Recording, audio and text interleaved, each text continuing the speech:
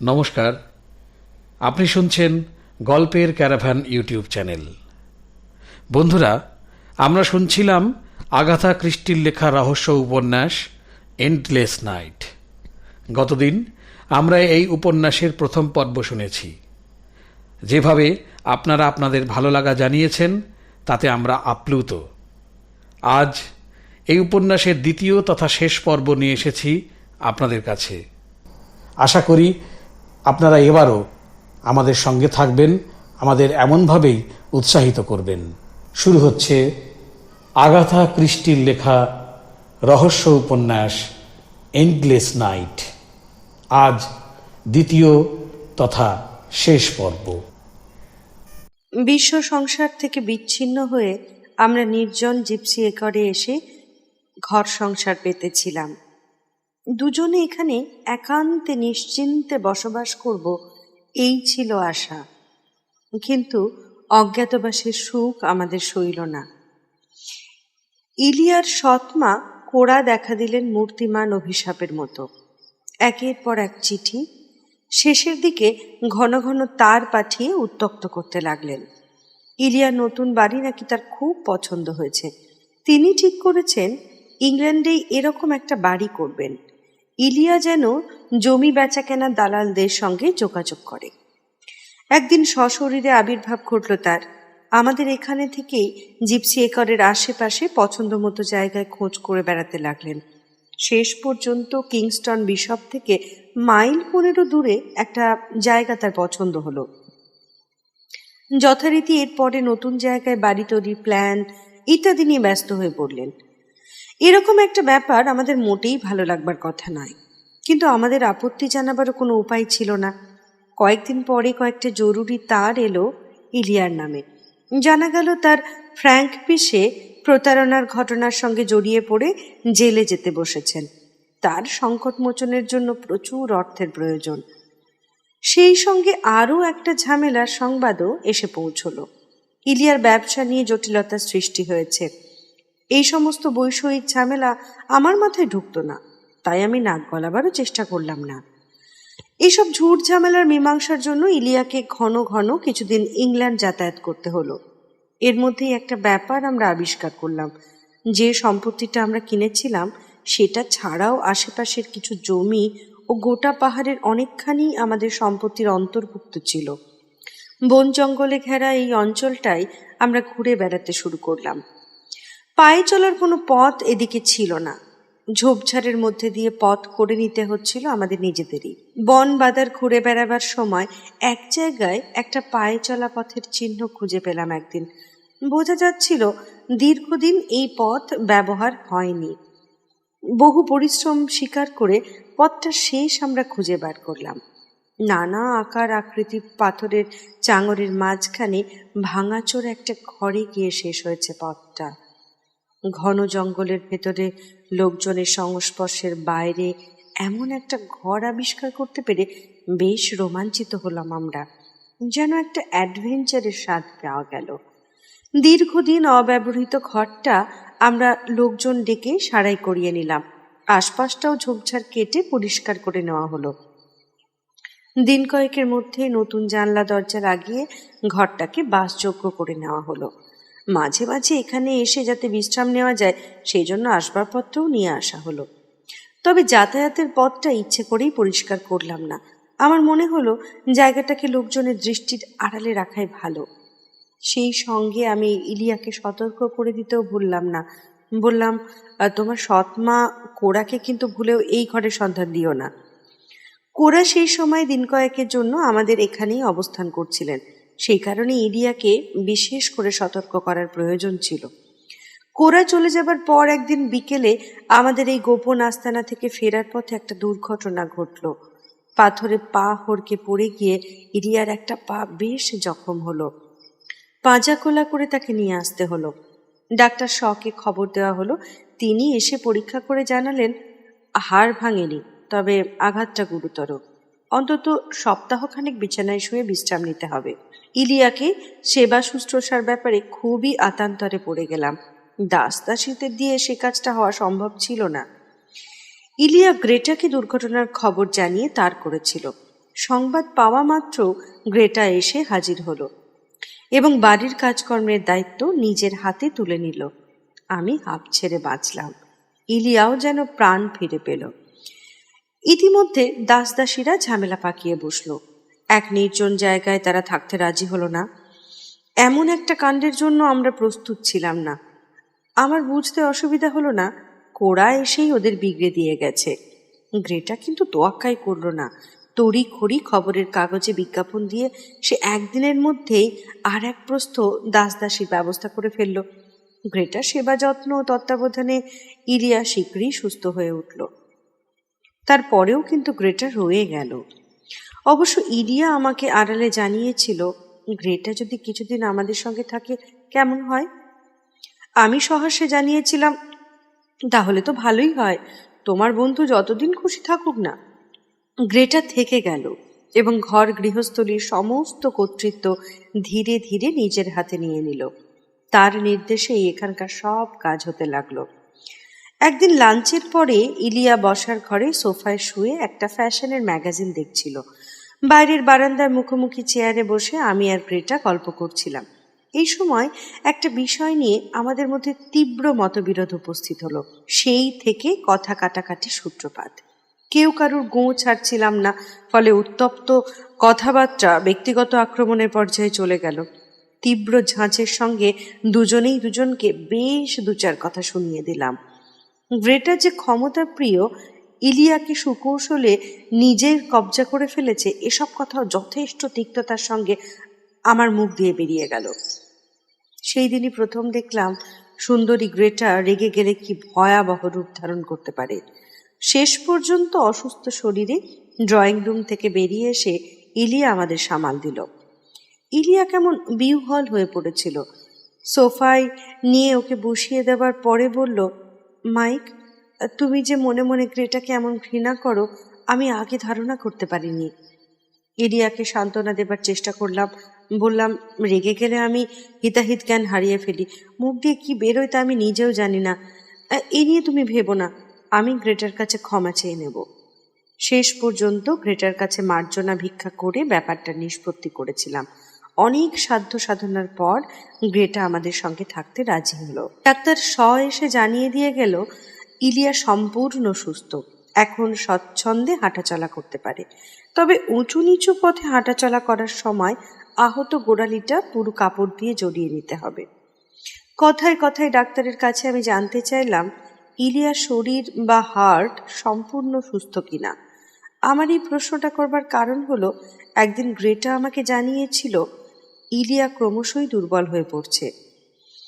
Doctor ইলিয়াকে পরীক্ষা করে সম্পূর্ণ নিশ্চিন্ত হয়ে জানালো, শরীরে কোনো দিক থেকেই ইলিয়া দুর্বলতার কোনো চিহ্ন নেই, সে সম্পূর্ণভাবেই সুস্থ। আমি নিশ্চিন্ত হলাম। ইলিয়াও স্বস্তির নিঃশ্বাস ফেলে বলল, গ্রেটা আমার শরীর স্বাস্থ্য নিয়ে অযথাই উদ্বিগ্ন হয়। স্থানীয় অধিবাসীদের সঙ্গে ক্রমশ ইলিয়ার বেশ বন্ধুত্বপূর্ণ সম্পর্ক গড়ে উঠল। বিশেষ করে ক্লডিয়া হার্টক্যাসল এখন প্রতিদিনই আমাদের ঘরে আসেন।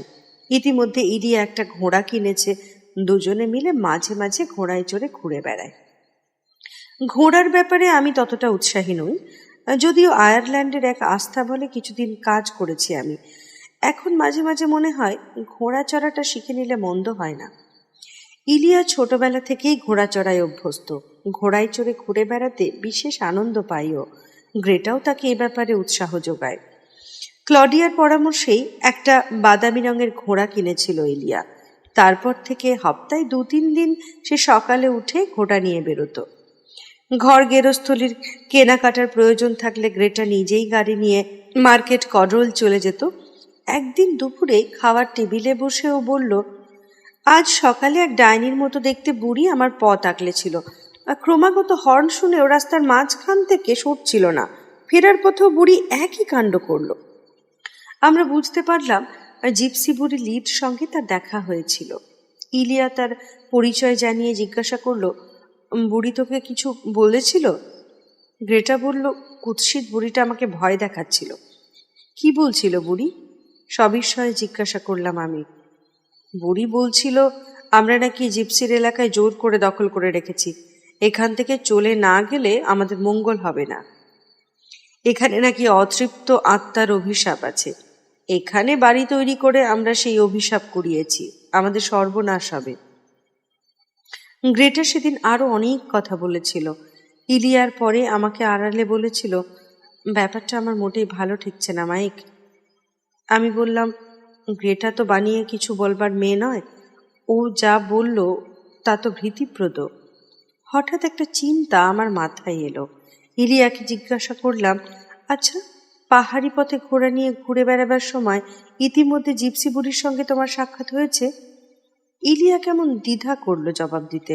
বুঝতে পারলাম মনে হচ্ছে তোমার সঙ্গে দেখা হয়েছিল। হ্যাঁ, জঙ্গলের আড়ালে আবডালে বুড়িকে দু একবার আমার চোখে পড়েছে। জঙ্গলের গাছপালার আড়াল থেকে কেউ যেন আমার দিকে তাকিয়ে থাকে, আমি বুঝতে পারি, কিন্তু চিনতে পারি না কে। একদিন বেশ বিধ্বস্ত চেহারা নিয়ে ইলিয়া ঘোড়ায় চড়ে বাড়ি ফিরে এলো। মুখ রক্তশূন্য ফ্যাকাশে হয়ে গেছে, হাত পা কাঁপছে থর থর করে।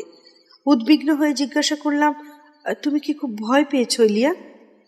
জান মাইক, আজ বুড়ি ঝোপের আড়াল থেকে বেরিয়ে এসেছিল।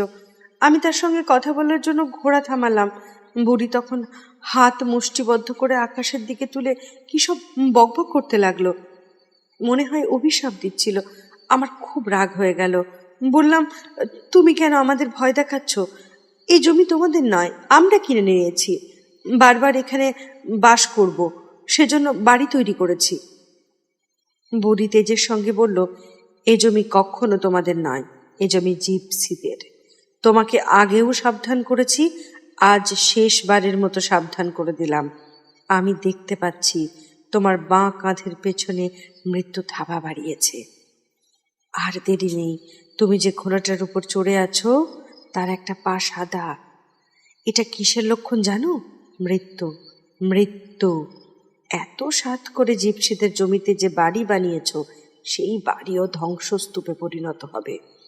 কথাগুলো বলতে বলতে ইরিয়া ভয়ে উত্তেজনায় কাঁপতে লাগলো, বারবার তার ঠোঁট শুকিয়ে আসতে লাগলো।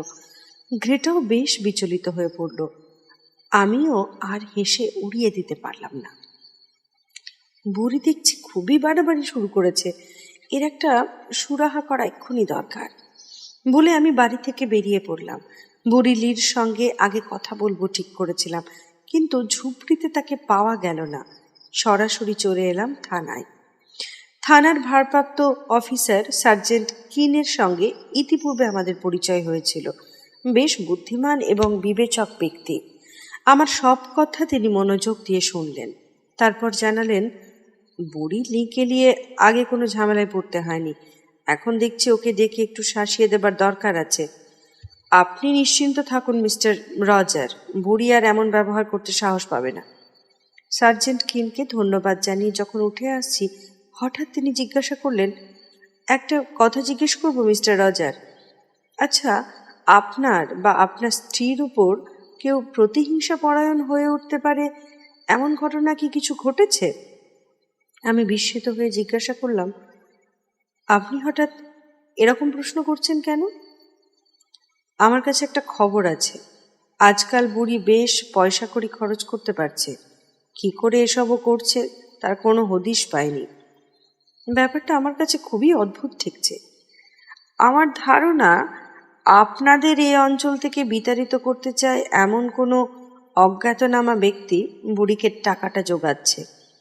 এরকম একটা ব্যাপার বেশ কয়েক বছর আগে একবার এখানে ঘটেছিল। এক ব্যক্তি টাকা দিয়ে বুড়িকে হাত করেছিল। উদ্দেশ্য ছিল এক প্রতিবেশীকে উৎখাত করা।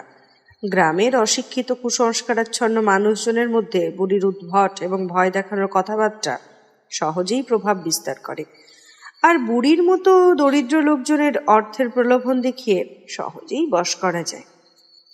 আমি বললাম, আমরা তো এই অঞ্চলে নবাগত, এখনো সকলের সঙ্গে আলাপ পর্যন্ত হয়নি।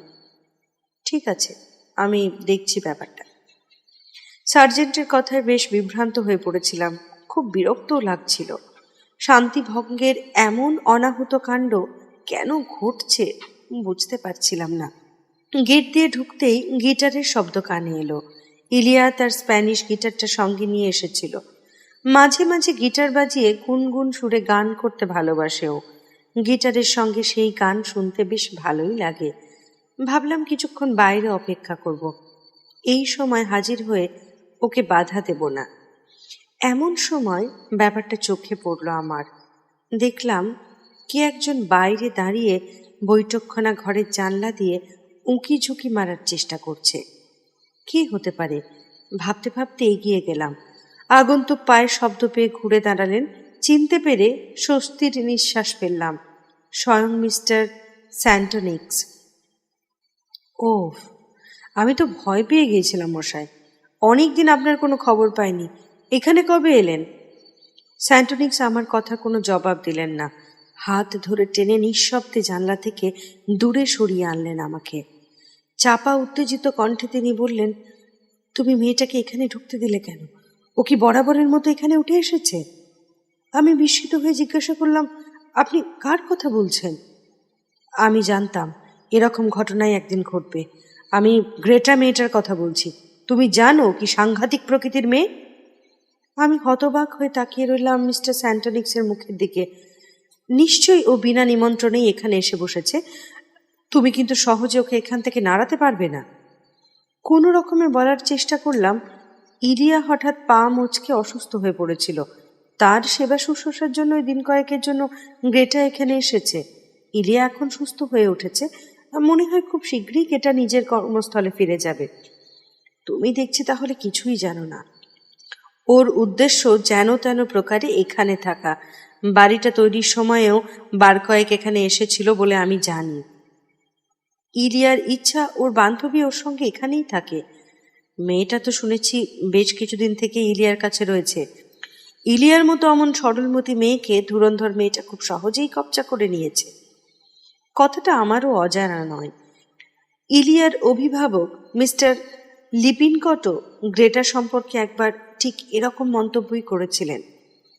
স্যান্টনিক্স ফের বললেন, তোমারও কি ইচ্ছা মেয়েটা বরাবরের মতো এখানে থেকে যাক? আমি বিরক্তি সুরে বললাম, আমি তাকে জোর করে বার করে দিতে পারি না। আমার এক্ষেত্রে কি বলার থাকতে পারে? স্যান্টনিক্স অদ্ভুত দৃষ্টিতে আমার মুখের দিকে তাকিয়ে রইলেন। আমিও বুঝবার চেষ্টা করছিলাম তার এমন অদ্ভুত কথার কারণটা কি। আচমকা তিনি বলে উঠলেন, তুমি বুঝতে পারছো না মাইক, খুব বিপজ্জনক পথে পা বাড়িয়ে চলেছ। বলতে বাধ্য হচ্ছি, গ্রেটাকে নিয়েও তোমার সম্পর্কে আমার সন্দেহ জাগে, কিন্তু মেয়েটার মনোবল তুমি জানো না। এবারে আমিও স্পষ্টতই বিরক্তি প্রকাশ না করে পারলাম না। ঝাঁজের সঙ্গে বললাম, কিসব আবোল তাবোল বকে যাচ্ছেন আপনি? দেখো মাইক, আমি অনেকক্ষণ ধরে জানলার বাইরে দাঁড়িয়ে দুজনকে লক্ষ্য করছি। দুজনের ঘনিষ্ঠতা খুবই গাঢ়। এদের মধ্যে তোমাকে একজন বহিরাগত ছাড়া অন্য কিচ্ছু মনে হয় না। তুমি কি তা বুঝতে পারছো না? এসব কথা আপনি ভাবছেন কি করে? আমি ইলিয়ার স্বামী, এর মধ্যে বহিরাগতের প্রশ্ন আসে কোত্থেকে? আমার বক্তব্য তুমি কোনোদিনই বুঝতে পারবে না। যা দেখছি তুমি তোমার নিজের সম্পর্কেই ঠিক ঠিক ওয়াকিবহাল নও। এবারে আমি রূঢ় স্বরে বললাম, দেখুন মিস্টার স্যান্টনিক্স, এটা ঠিক যে আপনি একজন প্রথম শ্রেণীর স্থপতি, কিন্তু তাই বলে তাতে কি কোনো সন্দেহ আছে? এই বাড়িটা আমার সর্বশ্রেষ্ঠ কীর্তি। প্রাণ মন ঢেলে এটাকে তৈরি করেছি আমি। তুমি আর ইলিয়া দুজনে মিলে এই বাড়িতে সুখে শান্তিতে বসবাস করবে, এটাই আমি চাই। আমাকে বলাও হয়েছিল সেরকম। আমার অনুরোধ, তোমাদের মধ্যে তৃতীয় কারোর প্রবেশ করতে দিও না, পরিণতি শুভ হবে না। আমি বলছি, খুব বেশি দেরি হয়ে যাওয়ার আগে ওই মেয়েটাকে তুমি বিদেয় করো। দেখুন, গ্রেটাকে আমি নিজেও পছন্দ করি না, কিন্তু সে কথা ইলিয়াকে বোঝানোর উপায় নেই। তবুও দিন কত আগে তার সঙ্গে আমার প্রচণ্ড ঝগড়া হয়ে গেছে, কিন্তু তবু এ বাড়ি থেকে তাকে তাড়ানো আমার পক্ষে সম্ভব নয়। এরপর খানিক বিরতি দিয়ে আমি পরে বললাম, এখন বুঝতে পারছি যারা এই জিপসি একর জায়গাটাকে অভিশপ্ত বলে থাকে তারা খুব একটা মিথ্যে বলে না। এদিকে ঘরে এই অবস্থা, ওদিকে এক জিপসি বুড়ি সে প্রথম দিন থেকে আমার পেছনে লেগে আছে, কেবলই ভয় দেখাচ্ছে যেন এখান থেকে আমাদের তাড়াতে পারলে বাঁচে।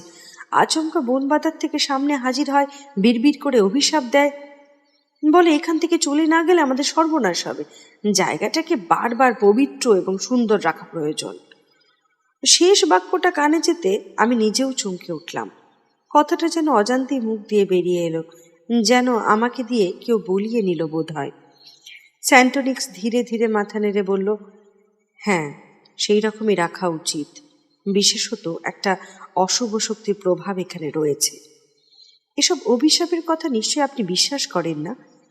দেখো মাইক, দুনিয়ার কতটুকু তুমি জানো বা দেখেছ, তোমাদের কাছে অদ্ভুত এমন অনেক কিছু আমি বিশ্বাস করি। এই জাতীয় অশুভ শক্তি সম্পর্কেও আমার অভিজ্ঞতা কিছু কম নেই। আমি নিজেও যে খানিকটা অশুভ শক্তির অধিকারী, তা কি তোমার মনে হয় না? আমি বরাবরই আমার মধ্যে অশুভ শক্তির অস্তিত্ব অনুভব করি। সেই কারণেই কোনো অশুভ শক্তির কাছাকাছি হলে আমি তা অনুভব করতে পারি, তবে তার উৎসটা সবসময় বুঝে ওঠা সম্ভব হয় না। একটু থেমে আমার মুখের উপর সরাসরি দৃষ্টি নিক্ষেপ করে বললেন, তুমি জানো না, এই বাড়িটা তৈরি করার সময় আমি বারবার সতর্ক ছিলাম কোনো অশুভ শক্তি যেন একে স্পর্শ করতে না পারে। আমার কাছে এর গুরুত্ব কতখানি আশা করি এবারে তা নিশ্চয়ই বুঝতে পারছো। কথা বলতে বলতে সহসা স্যান্টোনিক্সের মুখের চেহারা অদ্ভুতভাবে পাল্টে গেল। তিনি আবার স্বাভাবিক হয়ে উঠলেন, বললেন, এখানে দাঁড়িয়ে বকবক না করে চলো ভেতরে যাওয়া যাক, ইলিয়ার কাছে গিয়ে বসা যাক।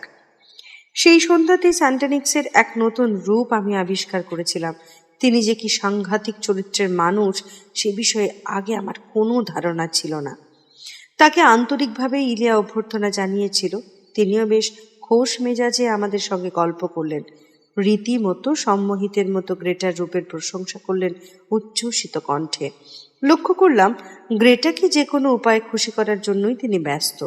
সারাক্ষণ তার আচার আচরণ লক্ষ্য করে উদ্দেশ্যটা আঁচ করার চেষ্টা করলাম। স্বাভাবিক সৌজন্যবশতই ইলিয়া স্যান্টোনিক্সকে 2-4 দিনের জন্য আমাদের সঙ্গে কাটিয়ে যাবার আমন্ত্রণ জানালো। তিনি জানালেন মাত্র একবেলার জন্য এখানে এসেছেন, আগামীকাল সকালেই চলে যাবেন। পরদিন বিকেলে এক অভাবিত ঘটনা ঘটল। বন পথ ধরে বাড়ির দিকে ফিরে আসছিলাম। পাইন গাছের তলায় তলায় অন্ধকার ক্রমেই ঘন হয়ে আসছিল। সহসা চোখে পড়ল অন্ধকারে গাছতলায় এক দীর্ঘকায় নারী মূর্তি দাঁড়িয়ে আছে। অনুমান করলাম জিপসি বুড়ি ছাড়া কেউ নয়। ইতিমধ্যে তার সঙ্গে আর দেখা হয়নি। দু কথা শুনিয়ে দেবার জন্য 2 পা এগিয়ে গেলাম, কিন্তু সহসায় স্তম্ভিত হয়ে থমকে দাঁড়িয়ে পড়তে হলো আমাকে।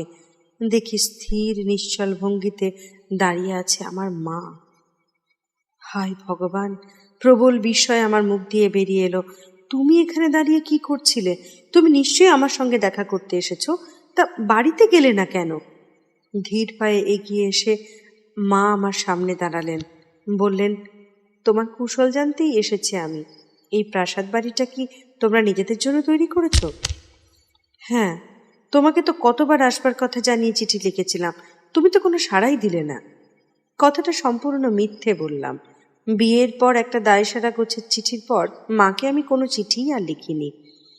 আমি ভালো করেই জানতাম মা কোনোদিনই আমাদের সঙ্গে দেখা করতে আসবে না, আর মায়ের আশাটাও আমার অভিপ্রেত ছিলই না। মা বলল, বাড়িটা সত্যিই সুন্দর। তুমি নিশ্চয়ই ভাবছো আমার মতো ছেলের পক্ষে খুবই জমকালো হয়ে গেছে। বাছা, এটা সত্যি। তুমি যে বাড়িতে এবং পরিবেশে মানুষ হয়েছ সেই তুলনায় বাড়িটা জমকালোই বটে। সকলকে সর্বক্ষেত্রে নিজের সামর্থ্য ও পরিবেশের কথা মনে রেখেই চলা উচিত। মা, বরাবর দেখেছি তুমি আমার সব কিছুতেই ভ্রু কোঁচকাও। আমি একই গণ্ডিতে আবদ্ধ থাকবো চিরকাল, তাই কি তুমি চাও? যাকে ওসব কথা। এখন চলো আমার সঙ্গে, তোমার পুত্রবধূকেও দেখবে। তোমার স্ত্রীর সঙ্গে আগেই আমার পরিচয় হয়েছে। আমি বিস্মিত হলাম মায়ের কথা শুনে। বললাম, তোমার সঙ্গে আবার তার পরিচয় হলো কবে? তোমাকে তোমার স্ত্রী দেখছি কিছুই বলেনি। সে আমার সঙ্গে দেখা করবার জন্য লন্ডনে গিয়েছিল। মাকে আমি জানি ছল চাতুরি মিথ্যে কখনো প্রশ্রয় দেয় না, তবু অবিশ্বাসের সুরে জিজ্ঞাসা না করে পারলাম না, লন্ডনে গিয়ে ইলিয়া তোমার সাথে দেখা করেছে? হ্যাঁ, সপ্তাহ কয়েক আগে হঠাৎ একদিন উপস্থিত হয়েছিল আমার বাসায়। আমি মাইকের মা জানতে পেরে নিজের পরিচয় দিল, বলল তোমার আপত্তির ফলেই আগে আসতে পারিনি। সেদিনও তোমাকে না জানিয়েই চলে এসেছিল। তোমার আপত্তি সম্পর্কে মেয়েটি বলল, সে ধনী পরিবারের মেয়ে, অগাধ বিত্তের অধিকারী, সে কারণে তুমি নাকি তার সঙ্গে আমার পরিচয় করিয়ে দিতে চাওনি। আমি তাকে আশ্বস্ত করে বললাম, মাইক তোমাকে ঠিক কথা বলেনি। মাইকের দোষগুলো আমি জানি বলে সে আমার কাছে আসতে লজ্জা পায়। আমি ক্ষুণ্ণ স্বরে বললাম, তোমার সঙ্গে দেখা করতে গিয়েছিল, এ কথা আমাকে ইলিয়ার বলা উচিত ছিল। কথাটা কি উদ্দেশ্যে গোপন করলো বুঝতে পারছি না। উদ্দেশ্য আর কি থাকবে, তোমার অমতে কাজটা করেছে বলে হয়তো পরে বিব্রত বোধ করছিল। কথা বলতে বলতে মাকে নিয়ে বাড়িতে ঢুকলাম। গোটা বাড়ি ঘুরিয়ে ঘুরিয়ে মাকে দেখালাম। লক্ষ্য করলাম মায়ের ভ্রু আগা গোড়া কুঞ্চিত হয়ে রইল। ইলিয়া আর গ্রেটা বৈঠকখানার ঘরে বসেছিল। তাদের দুজনের ওপর দৃষ্টি পড়তেই মা নিশ্চল পাথরের মূর্তির মতো দাঁড়িয়ে পড়ল। ইলিয়া মাকে দেখতে পেয়ে উচ্ছ্বসিত আনন্দ প্রকাশ করে ব্যস্ত হয়ে উঠল। মায়ের দুই হাত নিজের হাতের মুঠোর মধ্যে টেনে নিল। মিসেস রজার, কি সৌভাগ্য, আমি তো ভাবতেই পারিনি।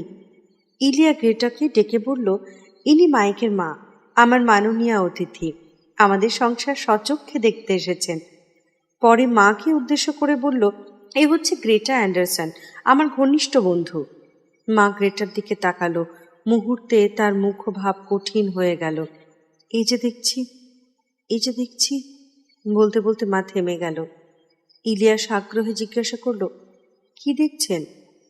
না, বলছিলাম সবকিছুই বেশ সাজিয়ে গুছিয়ে বসেছ তোমরা, সবকিছুই বেশ পরিপাটি, মানানসই। ইলিয়া গ্রেটাকে মায়ের জন্য চা করতে পাঠিয়েছিল। মা সোফায় এসে বসল। ইলিয়া মুখোমুখি বসে মাকে সাগ্রহে জিজ্ঞাসা করল, আপনার সঙ্গে মালপত্র কোথায়? মা বললেন, না বাছা, ওসব কিছু আনিনি, আমি আধ ঘন্টার মধ্যেই উঠব, নইলে লন্ডনের ট্রেন পাবো না। তোমাদের কেবল একবার নিজের চোখে দেখতে এলাম। গ্রেটা চা নিয়ে এসে পৌঁছবার আগে মা তার সঙ্গে ইলিয়ার দেখা করার প্রসঙ্গ তুলে বললেন, যে কর্তব্যের খাতিরেই কাজটা সে করেছে, এজন্য আমি যেন ওকে কিছু না বলি। পরে ইলিয়ার প্রশংসা করে বললেন, এমন সুন্দরী গুণবতী মেয়েকে বিয়ে করা খুবই ভাগ্যের কথা। আমার পুত্রবধূটি প্রকৃতই ভালো মেয়ে। ইতিমধ্যে গ্রেটা চা নিয়ে এলো। চা খাওয়া শেষ হলে মা আর বসতে চাইলেন না। ইলিয়াও আর বেশি অনুরোধ করল না। মাকে এগিয়ে দেবার জন্য আমি আর ইলিয়া গেট পর্যন্ত এলাম। বিদায় নেওয়ার আগে মা জানতে চাইলেন, তোমাদের সঙ্গে যে মেয়েটিকে দেখলাম, সে কে? গ্রেটার সঙ্গে সম্পর্কে কথা ইলিয়া খুলে জানালো। বলল, ও 3 বছর থেকে এখানে আছে, আমার সবচেয়ে প্রিয় বন্ধু, সব রকম ভাবেই ও আমাকে সাহায্য করে। আরো 2-1টি কথা মা ওর সম্পর্কে জেনে নিলেন। পরে বললেন, দেখো বাছা, বিবাহিত নারী পুরুষের মাঝে অন্য কারোর উপস্থিতিটা ঠিক বাঞ্ছনীয় নয়, বিশেষ করে তোমরা সদ্য বিবাহিত। মায়ের কথাটা শুনে আমার মনে পড়ে গেল ইলিয়ার অ্যান্ড্রু কাকা অর্থাৎ মিস্টার লিপিনকটের কথা। কথায় কথায় তিনিও একদিন গ্রেটার প্রতি তার বিরাগের মনোভাব আমাকে জানিয়েছিলেন। গ্রেটা নাকি ইলিয়ার ওপর খুব বেশি প্রভাব বিস্তার করে ফেলেছে। প্রথম দেখার পর মাও সেই একই কথাই জানিয়ে গেল। ইলিয়া এ প্রসঙ্গে মাকে কিছু বলল না অবশ্য। সন্ধ্যার অন্ধকার ঘনিয়ে আসার আগেই আমরা বাড়ি ফিরে এলাম। পরের দিন সকাল থেকেই মনটা বেশ ঝরঝরে লাগছিল। আজ অবশ্য মেজর ফিলিপটের সঙ্গে একটা নিলামে যাওয়ার কথা আছে। জায়গাটা মাইল 15 দূরে। কিছু শৌখিন সামগ্রী নিলাম হবে। মেজরেরও এ বিষয়ে বেশ শখ আছে। আজকাল ঘোড়ায় চড়াটা ওর নেশার মতো হয়ে গেছে। প্রায়ই সকালে বেরিয়ে যায়। ক্লাডিয়াও কোনো কোনো দিন সঙ্গে থাকে। আজও সে বেরোবার জন্য প্রস্তুত হতে লাগলো। গ্রেটাকে জিজ্ঞাসা করলাম, তুমি তাহলে বাড়িতেই আছো তো? না, একটু বেরোতে হবে, কিছু কেনাকাটার জন্য লন্ডনে যাব। মার্কেট কডওয়েল স্টেশন থেকে ক্লাডিও আমার সঙ্গে যাবে। ইলিয়াকে বললাম, গ্রেটা যখন লন্ডনে যাচ্ছে, তুমি তাহলে ব্যাটিংটনের হোটেলে আমাদের সঙ্গে লাঞ্চে যোগ দিতে পারো। নিলাম শেষ হবার পর 1টা নাগাদ আমি এবং মেজর ওখানে উপস্থিত হব। মোটর নিয়ে সেখানে যেতে তোমার কোনো অসুবিধা হবে না। ইলিয়া সম্মতি জানিয়ে বলল, বেশ, তাই হবে, আমি 1টা নাগাদ পৌঁছে যাব। আমি প্রাতরাশ সারলাম, এক পেয়ালা কফি আর এক গ্লাস কমলার রস পান করে ইলিয়া ঘোড়া নিয়ে বেরিয়ে গেল। পাহাড়ি আঁকাবাঁকা পথ ধরে কিছুটা এগিয়েই পাহাড়ের মাঝ বরাবর বিস্তীর্ণ সমতল ভূমি। সেই প্রান্তরেই ইলিয়া খুশি মতো ঘোড়া নিয়ে ঘোরাঘুরি করে। রোদ চড়বার আগেই বাড়ি ফিরে আসে। ইলিয়ার জন্য ছোট গাড়িটা রেখে বড় ক্রাইসলারটা নিয়ে আমি একটু পরেই ব্যাটিংটন ম্যানরের দিকে রওনা হলাম। ফিলপ্ট আমার আগেই নিলাম ঘরে উপস্থিত হয়েছিল। নিলাম শুরু হবার কয়েক মিনিট আগেই আমি তার সঙ্গে গিয়ে মিলিত হলাম। স্থানীয় কিছু লোকজন ছাড়া লন্ডন থেকে অনেকেই উপস্থিত হয়েছিলেন, তাদের সঙ্গিনীরাও সঙ্গে ছিলেন। মেজর আমাকে জিজ্ঞাসা করলেন, তোমার স্ত্রীকে সঙ্গে নিয়ে এলো না কেন? বললাম, নিলামের ব্যাপারে ওর বিশেষ আগ্রহ নেই, তবে আমাদের সঙ্গে লাঞ্চে যোগ দেবে। প্যাপিয়ে মশে অর্থাৎ কাগজের মণ্ড দিয়ে তৈরি আসবাব আজকাল বিশেষ দেখা যায় না। সরু কারুকার্য করা একটা লেখার টেবিল আমার খুব পছন্দ হয়েছিল। ওটা ছিল নিলামের তালিকার 42তম দ্রব্য। সেটার যখন ডাক উঠল আমি এগিয়ে গিয়ে দাম দিলাম। লন্ডন থেকে আগত দুই ব্যবসায়ীও ওই বস্তুটির বিষয়ে আগ্রহ ছিল। এদের সঙ্গে পাল্লা দিয়ে ডাক চলল। শেষ পর্যন্ত বেশ চড়া দামই আমাকে জিনিসটার জন্য দিতে হলো। সেই সঙ্গে বৈঠকখানা ঘরের জন্য একটা আরাম কেদারাও কিনলাম। জিনিসগুলোকে গাড়িতে তুলে দিয়ে আমরা জর্জ হোটেলে হাজির হলাম। ইতিমধ্যে আরও অনেকেই সেখানে জড়ো হয়েছে। হোটেল কর্মীরা রীতিমতো হিমশিম খাচ্ছে। ভেতরে ইলিয়ার খোঁজ করলাম, ও এখনো এসে পৌঁছয়নি। অবশ্য ঘড়িতে সবে বেলা 1টা হয়েছে। হোটেলের বারে গিয়ে যখন আমরা দুপাত্র পানীয়র অর্ডার দিলাম, ইলিয়ার জন্য এখানেই অপেক্ষা করা যাক। চারপাশের প্রায় সবকটি টেবিলেই লোক।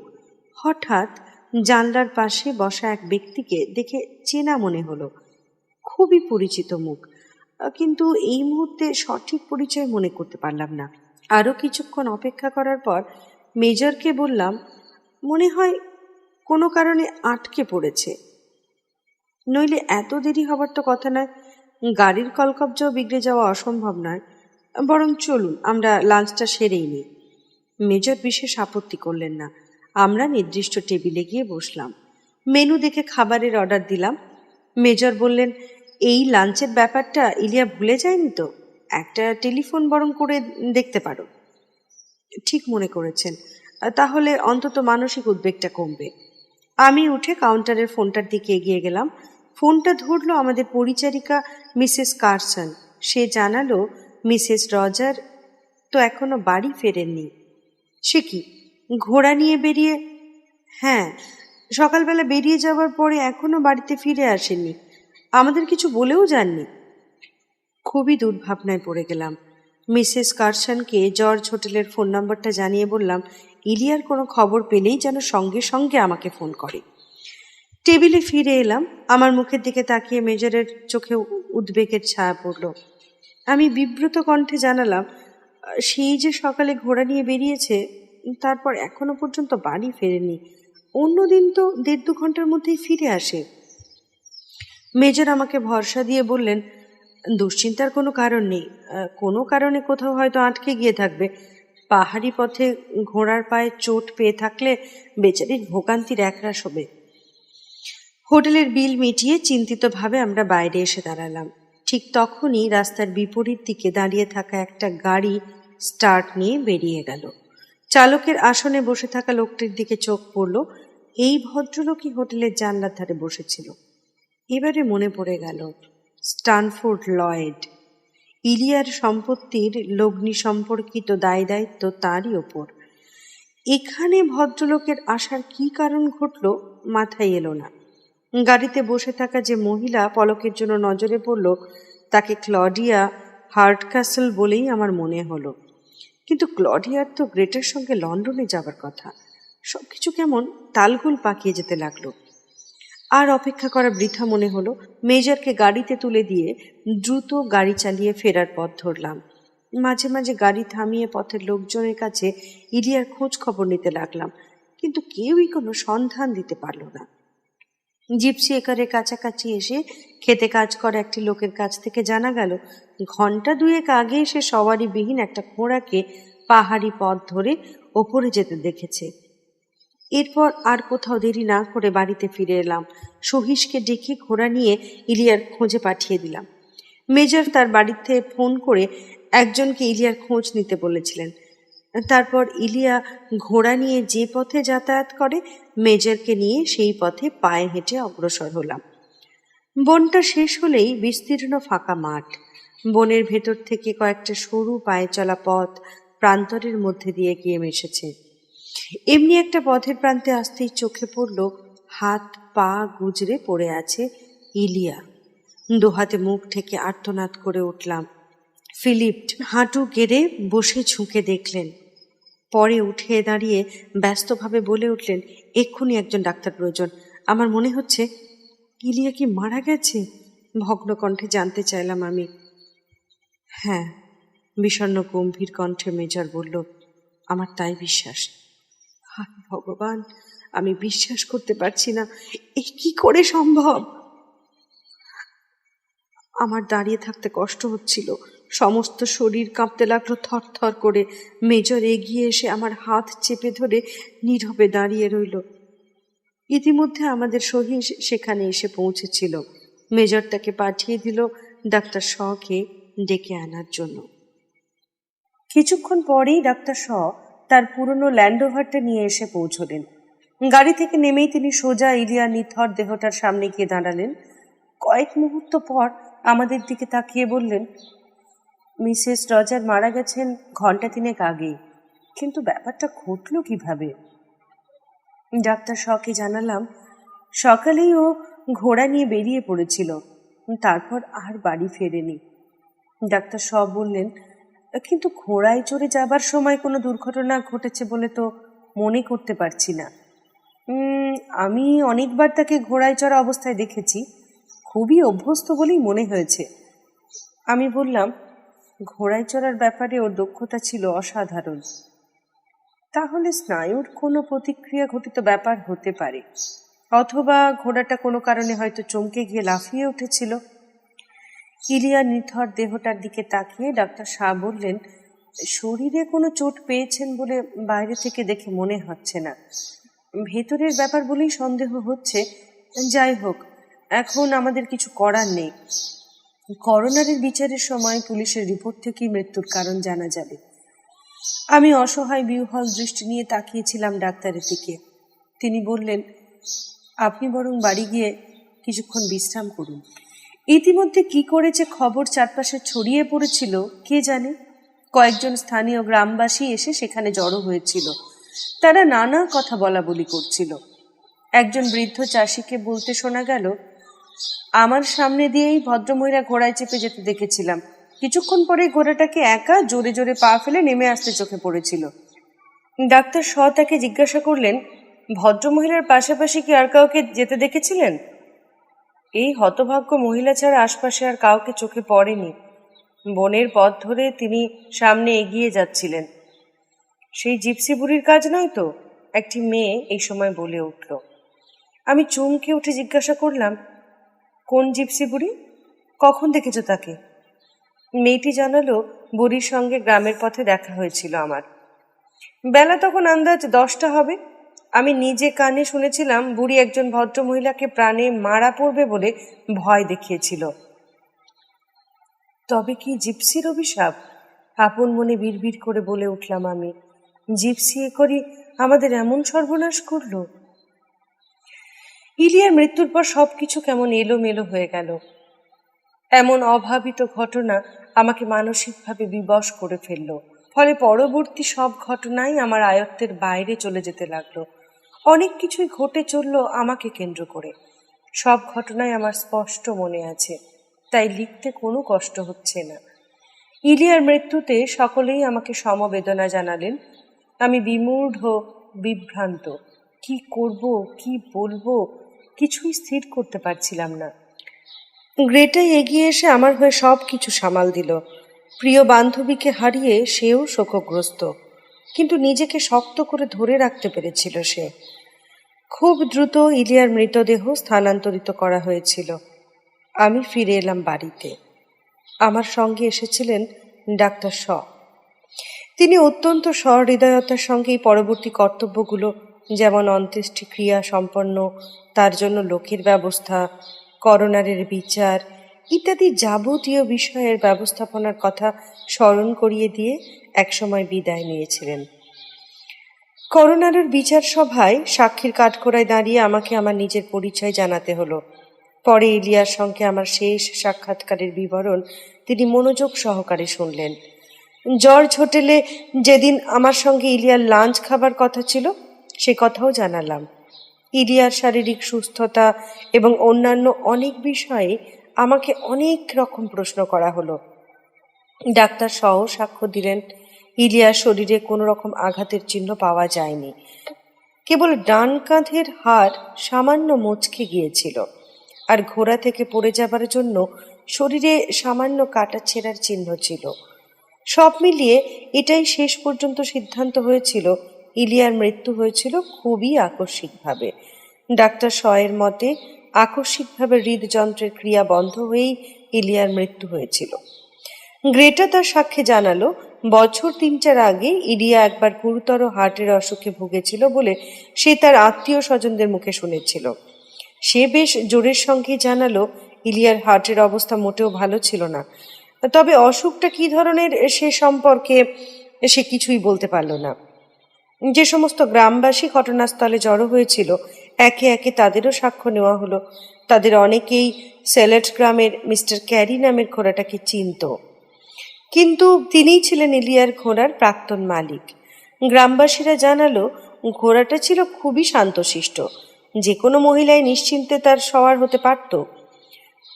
করোনার পুলিশের কাছে জানতে চেয়েছিলেন জিপসি বুড়ি বলে পরিচিত মিসেস লিকে কোর্টে কেন হাজির করা হয়নি।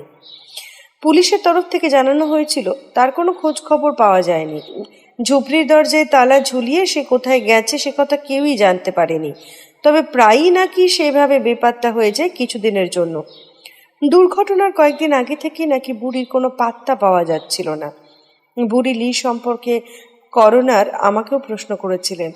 সে যে আমার স্ত্রীকে নানাভাবে ভয় দেখানোর চেষ্টা করত, আমি স্পষ্টভাবেই সে কথা জানালাম।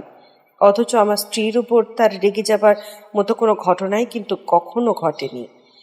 সাক্ষী সাবুদের কাজ শেষ হলে সেদিনের মতো আদালতের কাজ শেষ করে করোনার ঘোষণা করেছিলেন 2 সপ্তাহ পর আবার শুনানি হবে। ইতিমধ্যে মিসেস লির সন্ধান করার জন্য তিনি পুলিশকে নির্দেশ দিলেন। মেজর ফিলিপ অনেক দিন থেকেই জিপসির বুড়িকে জানতেন। গ্রামে তার বসবাসের ব্যবস্থা তিনিই করে দিয়েছিলেন। করোনারের বিচারের পরদিন আমি মেজরের সঙ্গে দেখা করলাম। তাকে আমার সন্দেহের কথা জানিয়ে জিজ্ঞাসা করলাম, অন্ধ ঘৃণার বশে বুড়ি লি কি এরকম একটা সাংঘাতিক ঘটনা ঘটাতে পারে বলে আপনি মনে করেন? মেজর বললেন, ইলিয়ার মতো শান্তশিষ্ট মেয়ের প্রতি প্রতিহিংসা পরায়ণ হয়ে উঠতে হলে খুব জোরালো কারণ থাকা উচিত। তুমি নিজেই ভেবে দেখো না, সেরকম কোনো কারণ কি ঘটেছিল? আমি বললাম, সেরকম কিছু পাওয়া যাচ্ছে না বলেই তো আমি আরো অনেক চিন্তা করেও কিছু বুঝে উঠতে পারছি না। অথচ বুড়ি যে মাঝে মাঝে যাতায়াতের পথে হাজির হয়ে ইলিয়াকে ভয় দেখাতো, তাকে এই অঞ্চল ছেড়ে চলে যাবার কথা বলতো, তার সাক্ষী আমি নিজেই। ইলিয়া এখানে সম্পূর্ণ নবাগত, তার প্রতি বুড়ির ব্যক্তিগত কোনো বিদ্বেষ থাকাও সম্ভব নয়। মেজর বললেন, ব্যাপারটা এই কারণেই রহস্যময়। এমন একটা রহস্য ঘটনার পেছনে কাজ করছে যার হদিশ এখনো আমরা পাইনি। আচ্ছা, বিয়ের আগে তোমার স্ত্রী কখনো এই অঞ্চলে বাস করতে এসেছিল কিনা সে সম্পর্কে তোমার কিছু জানা আছে?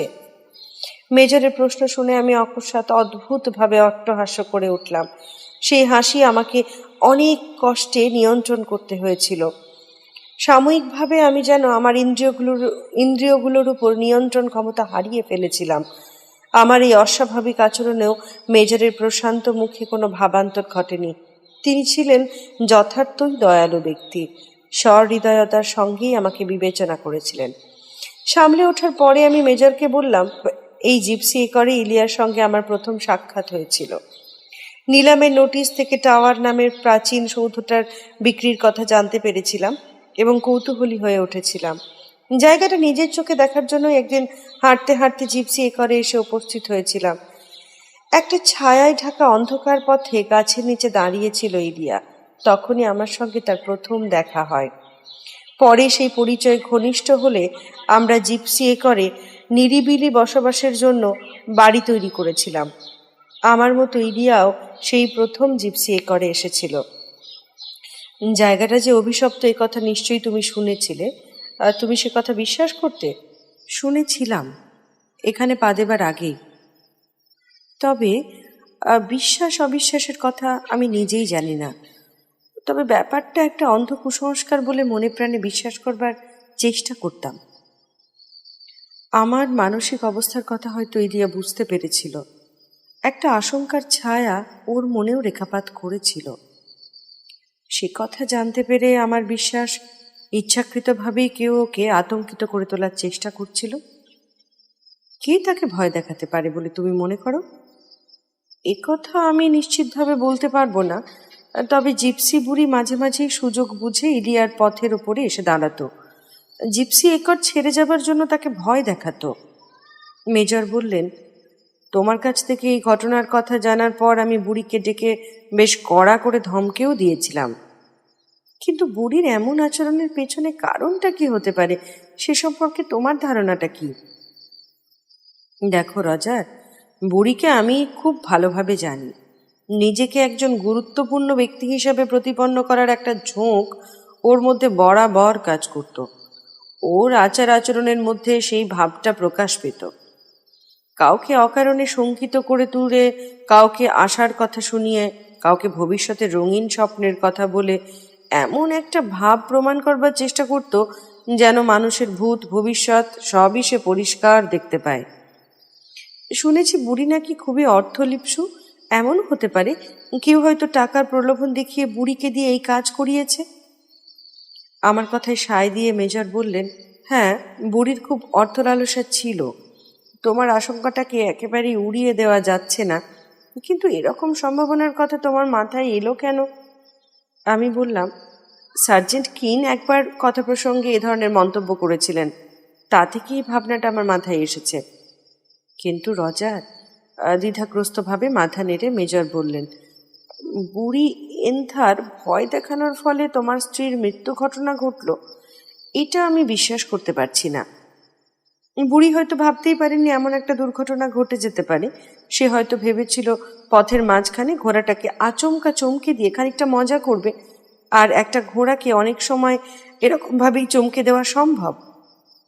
একটু থেমে আমি বললাম, মাঝে মাঝে আমার মনে হয় ইলিয়ার ওপরে বুড়ির কোনো ব্যক্তিগত বিদ্বেষ ছিল, কিন্তু বিদ্বেষের কারণটা আমার কাছে স্পষ্ট নয়। তবে এই জায়গাটা তো ইলিয়ার ছিল না, খরিদ করে দখল নিয়েছিল। তা নিয়েছিল, এটাও সত্য কথা। এককালে জিপসিদের এই অঞ্চল থেকে বিতাড়িত করা হয়েছিল। পছন্দ মতো ফাঁকা জমি পেলেই ওরা ডেরা বেঁধে বসবাস শুরু করত। জমির মালিকের অনুমতি নেওয়ার কোনো প্রয়োজন বোধ করতো না। এখানেও সেভাবেই আস্তানা গেড়েছিল, কিন্তু পরের জমি থেকে উৎখাত হয়ে যে বরাবরের মতো কোনো রাগ পুষে রাখবে, এটা ঠিক বিশ্বাসযোগ্য মনে হচ্ছে না। আমি বললাম, এ কথা আমিও ভেবে দেখেছি, তবে টাকা দিয়ে বশ করে বুড়িকে লেলিয়ে দেওয়া কষ্টকর বলে মনে হয় না। আমার মনে হচ্ছে এরকমই কিছু ঘটে থাকবে। মেজর বললেন, কিন্তু কোনো অজ্ঞাতনামা ব্যক্তি বুড়িকে দিয়ে একটা কাজ করিয়েছে যদি ধরেও নেওয়া যায়, তাহলে সেই ব্যক্তির কি উদ্দেশ্য সিদ্ধ হতে পারে বলে তুমি মনে করো? আমি কয়েক মুহূর্ত চিন্তা করলাম, পরে মেজরকে বললাম, কারণ হিসেবে অনেক সম্ভাবনার কথাই তো মনে করা যেতে পারে। সার্জেন্ট কিন যে ইঙ্গিত করেছিলেন, এই অঞ্চল থেকে আমাদের যদি কেউ উৎখাত করতে চায়, তাহলে তার পক্ষে ইলিয়াকেই বেছে নেওয়া স্বাভাবিক। কারণ আমার চেয়ে ইলিয়াকে ভয় পাইয়ে দেওয়া অনেক সহজ। আর আমরা এই অঞ্চল ছেড়ে চলে গেলে জমিটা আবার নিলামে উঠবে। অজ্ঞাতনামা সেই ব্যক্তি হয়তো বিশেষ কোনো কারণে জায়গাটা কিনে নিতে চায়। সম্ভাবনাটার পেছনে যুক্তি আছে ঠিকই, তবে আমার কাছে কেমন কষ্ট কল্পনা মনে হচ্ছে। এমনও তো হওয়া অসম্ভব নয়, ধরুন জমিটার নিচে কোনো মূল্যবান খনিজ সম্পদ রয়েছে, আর এই সংবাদ সেই ব্যক্তি ছাড়া অপর কেউ জানে না। তাছাড়া কোনো গুপ্তধন হয়তো পোতা আছে। মেজর কোনো মন্তব্য না করে কেবল গম্ভীরভাবে বলল, অথবা আমি পুনরায় বললাম, এমনও হতে পারে যে বুড়িকে পরিচালিত করেছে সে হয়তো ইরিয়ারই কোনো আত্মপক্ষ। সেই শত্রুপক্ষ কে হতে পারে সে সম্পর্কে তোমার কোনো ধারণা নেই? না, কেননা আমি সম্পূর্ণ নিশ্চিত যে এ অঞ্চলের কারোর সঙ্গে ইরিয়ার পূর্বে কোনো সম্পর্ক ছিল না। এরপর মেজরকে তার সহানুভূতির জন্য ধন্যবাদ জানিয়ে বিদায় নেবার জন্য উঠে দাঁড়ালাম। পরক্ষণে একটা কথা মনে পড়ে যাওয়াতে আবার চেয়ার টেনে বসে পড়লাম। বললাম, সার্জেন্ট কিনের কাছেই জিনিসটা নিয়ে যাচ্ছিলাম, তদন্তের ব্যাপারে হয়তো তার কাজে লাগতে পারে, আপনাকেও দেখিয়ে নিই। আমি প্যাকেট থেকে কাগজ মোড়া এক টুকরো পাথর বের করে টেবিলের উপর রাখলাম। এই কাগজ সমেত পাথরটা সকালে প্রাতরাশের সময় সার্সি ভেঙে ঘরের মধ্যে এসে পড়েছিল। আমরা যেদিন এখানে প্রথম আসি সেদিনও এমন ঘটনা ঘটেছিল। সেদিন অবশ্য কাগজে পাথর মোড়া ছিল না। কাজটা একই লোকের কিনা ঠিক বোঝা যাচ্ছে না। বলতে বলতে পাথরে মোড়া কাগজটা খুলে আমি মেজরের দিকে এগিয়ে দিলাম। কাগজের গায়ে এক লাইনের একটা কথা টাইপ করা ছিল। মেজর চোখে চশমা লাগিয়ে কাগজটা চোখের উপর তুলে ধরলেন, পড়লেন ধীরে ধীরে, যে আপনার স্ত্রীকে খুন করেছে সে একজন স্ত্রীলোক। মেজরের ভ্রুজোড়া কুঞ্চিত হলো, কপালের রেখায় ভাঁজ পড়ল। চিন্তিতভাবে তিনি বললেন, খুবই আশ্চর্যের ব্যাপার দেখছি। আচ্ছা, এর আগে মরা পাখির গায়ে বিদ্ধ ছুরির ডগায় লাগানো যে চিরকুটটা তুমি পেয়েছিলে সেটাও কি টাইপ করা ছিল? বললাম, এখন আমার ঠিক মনে নেই, চিরকুটের বয়ানটাও ভুলে গেছি।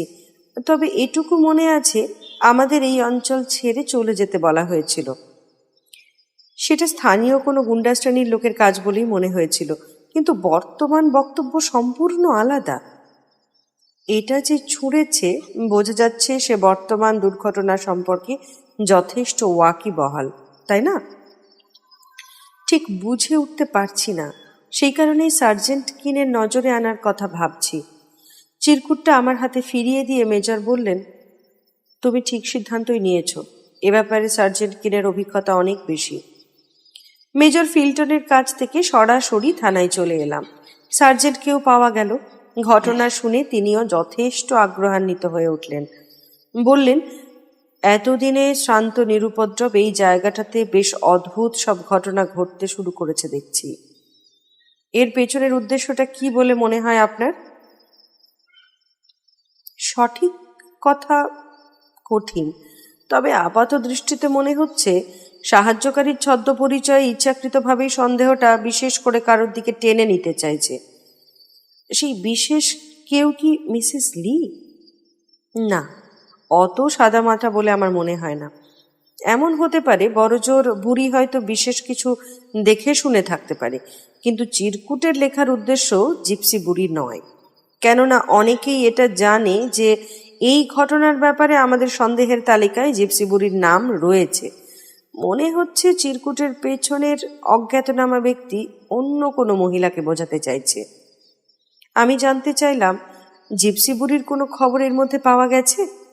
সার্জেন্ট কিন বললেন, জিপসি বুড়ি এখান থেকে কোথায় কোথায় যে যেত সে সংবাদ আমরা সংগ্রহ করেছি।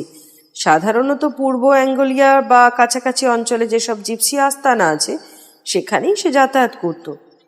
সেখানে তার পরিচিত অনেকেই বাস করে, তবে এই অঞ্চলে জিপসিরা জানিয়েছে এবারে সে সেখানে যায়নি।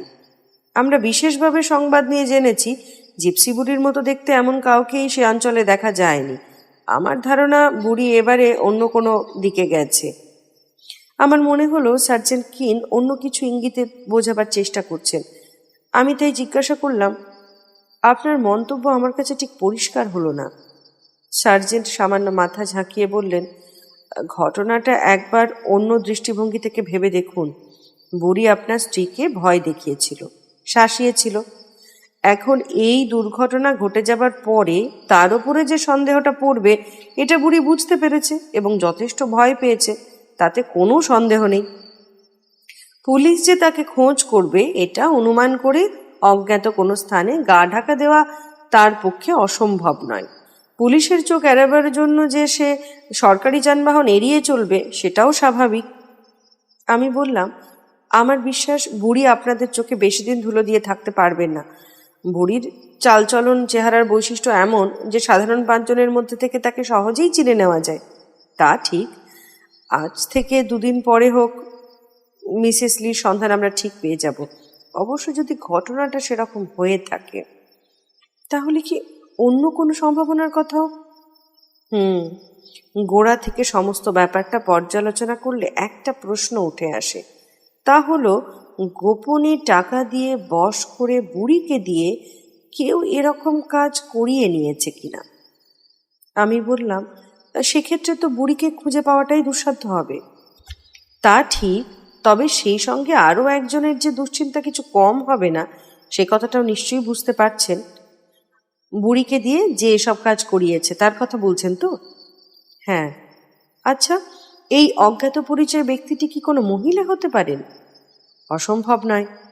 আবার এমনও হতে পারে যে মিসেস রজারের মৃত্যুর ঘটনার তার অভিপ্রেত ছিল না, হঠাৎ করেই এই মর্মান্তিক ঘটনাটা ঘটে গেছে। হয়তো সে শুধু চেয়েছিল জিপসি বুড়িকে দিয়ে বরাবর ভয় দেখিয়ে আপনার স্ত্রীকে এখান থেকে বিতাড়িত করতে। বললাম, সিদ্ধান্তটা অযৌক্তিক নয়। যেভাবে ইলিয়াকে ভয় দেখানো হয়েছে তাতে এ কথা সহজেই মনে হয়। ঘটনার পরিণতি যা ঘটল তার ফলে অন্তরালে সেই অজ্ঞাতনামা মহিলা সবচেয়ে বেশি ভয় পেয়েছেন, কারণ দুর্ঘটনার সঙ্গে জড়িত বলে ভয় পাবে বুড়ি এন্থারও। নিজেকে নির্দোষ প্রমাণ করার জন্য সে আসল ষড়যন্ত্রকারিনীর নামও ফাঁস করে দিতে পারে। তাহলে আপনার বক্তব্য, কোনো অজ্ঞাতনামা মহিলাকে আমি অথবা ইলিয়া আমাদের অজ্ঞাতসারে শত্রু ভাবাপন্ন করে তুলেছি? কেবল নারীর কথাই আমি বলিনি, নারী বা পুরুষ যে কেউই সেই অদৃশ্য চক্রান্তকারী হতে পারে। আর সে যেই হোক, তার প্রধান উদ্দেশ্য হবে যে কোনো প্রকারে হোক বুড়ি এন্থারের মুখ বন্ধ করার ব্যবস্থা করা। এই কাজটা সে যত দ্রুত করা সম্ভব করবে। বুড়ি এন্থার মারা গেছে এমন কোনো ইঙ্গিত কি আপনি পেয়েছেন? ধীরে ধীরে মাথা দোলালেন সার্জেন্ট কিন। পরে বললেন, সবই সম্ভব। হঠাৎই প্রসঙ্গ পরিবর্তন করে তিনি বললেন, জঙ্গলের ভেতরে আপনাদের যে নির্জন ঘরটা আছে সেটা খুবই চমৎকার। আশেপাশে যখন আমরা অনুসন্ধান চালাচ্ছিলাম সেই সময় সেটা আমাদের নজরে আসে। ঘরটা ভাঙাচোরা অবস্থায় পড়েছিল। আমি আর ইলিয়া সেটা সারিয়ে বাসযোগ্য করে তুলেছিলাম। মাঝে মধ্যে সেখানে গিয়ে আমরা সময় কাটাতাম। অবশ্য হালে বেশ কিছুদিন সেখানে যাওয়া হয়নি। দেখলাম ঘরটা খোলা রয়েছে। হ্যাঁ, ওটাতে তালা লাগাবার ব্যবস্থা করিনি আমরা। মূল্যবান জিনিসপত্র তো বিশেষ কিছু নেই। আমরা সন্দেহ করেছিলাম বুড়ি লি হয়তো সেখানে আত্মগোপন করে রয়েছে, কিন্তু তার কোনো অস্তিত্ব সেখানে ছিল না। তবে অন্য একটা জিনিস পেয়েছি। কথা বলতে বলতে টেবিলের টানা খুলে একটা স্বর্ণখচিত মূল্যবান লাইটার বার করে এনে তিনি আমাদের দিকে এগিয়ে দিলেন। এই ধরনের লাইটার সাধারণত মেয়েরাই ব্যবহার করে। সোনার জল দিয়ে লাইটারের গায়ে সি অক্ষরটা খোদাই করা। এই লাইটার আপনার স্ত্রী নিশ্চয়ই ব্যবহার করতেন না? জানতে চাইলেন সার্জেন্ট। না, তার লাইটারের সি অক্ষর খোদাই করা থাকবে কেন? তাছাড়া এই জিনিসটা ওর হাতেও কখনো দেখিনি আমি। ইলিয়ার সেক্রেটারি মিস্টার গ্রেটার নয় এটা। সি অক্ষরটা আমাদের পরিচিতের মধ্যেকার কারণ নামের আদ্য অক্ষর হতে পারে মনে করে আমি চিন্তা করলাম। মনে পড়ল ইলিয়ার সৎমা মিসেস কোরার নাম সি দিয়ে শুরু। কিন্তু ভদ্রমহিলা যে এরকম জঙ্গলাকীর্ণ পাহাড়ি পথ ভেঙে এমন একটা জায়গায় উপস্থিত হতে পারেন, এমন সম্ভাবনা একেবারেই অবিশ্বাস্য। তিনি আমাদের এখানে এসে মাসখানেকের বেশি ছিলেন না। সেই সময় এ ধরনের কোনো লাইটার তাকে ব্যবহার করতে আমি দেখিনি, তবে সেটা হয়তো অজানা থাকতে পারে। সার্জেন্টকে আমি সব কথাই খুলে জানালাম। তিনি মনোযোগ দিয়ে শুনলেন। পরে লাইটারটা আমার দিকে এগিয়ে দিয়ে বললেন, তাহলে এটা নিয়ে গিয়ে আপনি তাকে একবার দেখান। বললাম, তা দেখানো যেতে পারে, কিন্তু ধরুন যদি সত্যি লাইটারটা মিসেস কোরার হয়, তাহলে তিনি চলে যাবার পরও তো আমরা সে নির্জন ঘরে গিয়েছিলাম, কিন্তু তখন তো এটা আমাদের কারোর চোখে পড়েনি। এটা পাওয়া গেছে কিন্তু ডিভানের কাছে। আমার ধারণা ঘরটা সবসময় সুযোগ মতো অন্য কেউ ব্যবহার করত। জঙ্গলের মাঝামাঝি অবস্থানে বেশ মনোরম জায়গাটা প্রেমিক প্রেমিকাদের গোপন অভিসার স্কুল হিসেবে একেবারে আদর্শ। কিন্তু স্থানীয় অধিবাসীদের মধ্যে এমন লাইটার ব্যবহার করবার মতো কাউকে তো দেখতে পাচ্ছি না। হঠাৎ মনে পড়ে গেল, আমি বললাম, ইলিয়ার এক বান্ধবীর নাম তো ক্লডিয়া, আপনিও নিশ্চয়ই তাকে চেনেন।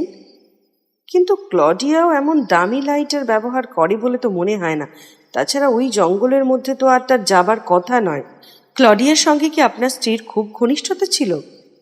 তা ছিল। এই অঞ্চলে ক্লডিয়াই ছিল ওর একমাত্র বন্ধু। সে যদি কখনো সেখানে যেতে চায়, ক্লডিয়া যে কোনো আপত্তি করবে না তাও সে জানে। আমি কঠিন দৃষ্টিতে সার্জেন্টের চোখের দিকে তাকিয়ে থাকলাম। ক্লডিয়াকে ইরিয়ার শত্রুপক্ষ মনে করা হলে সেটা হবে সম্পূর্ণই এক অবাস্তব কল্পনা। হ্যাঁ, আমিও মনে করি না আমার স্ত্রীর সঙ্গে ক্লডিয়ার কোনো রকম শত্রুতা থাকতে পারে।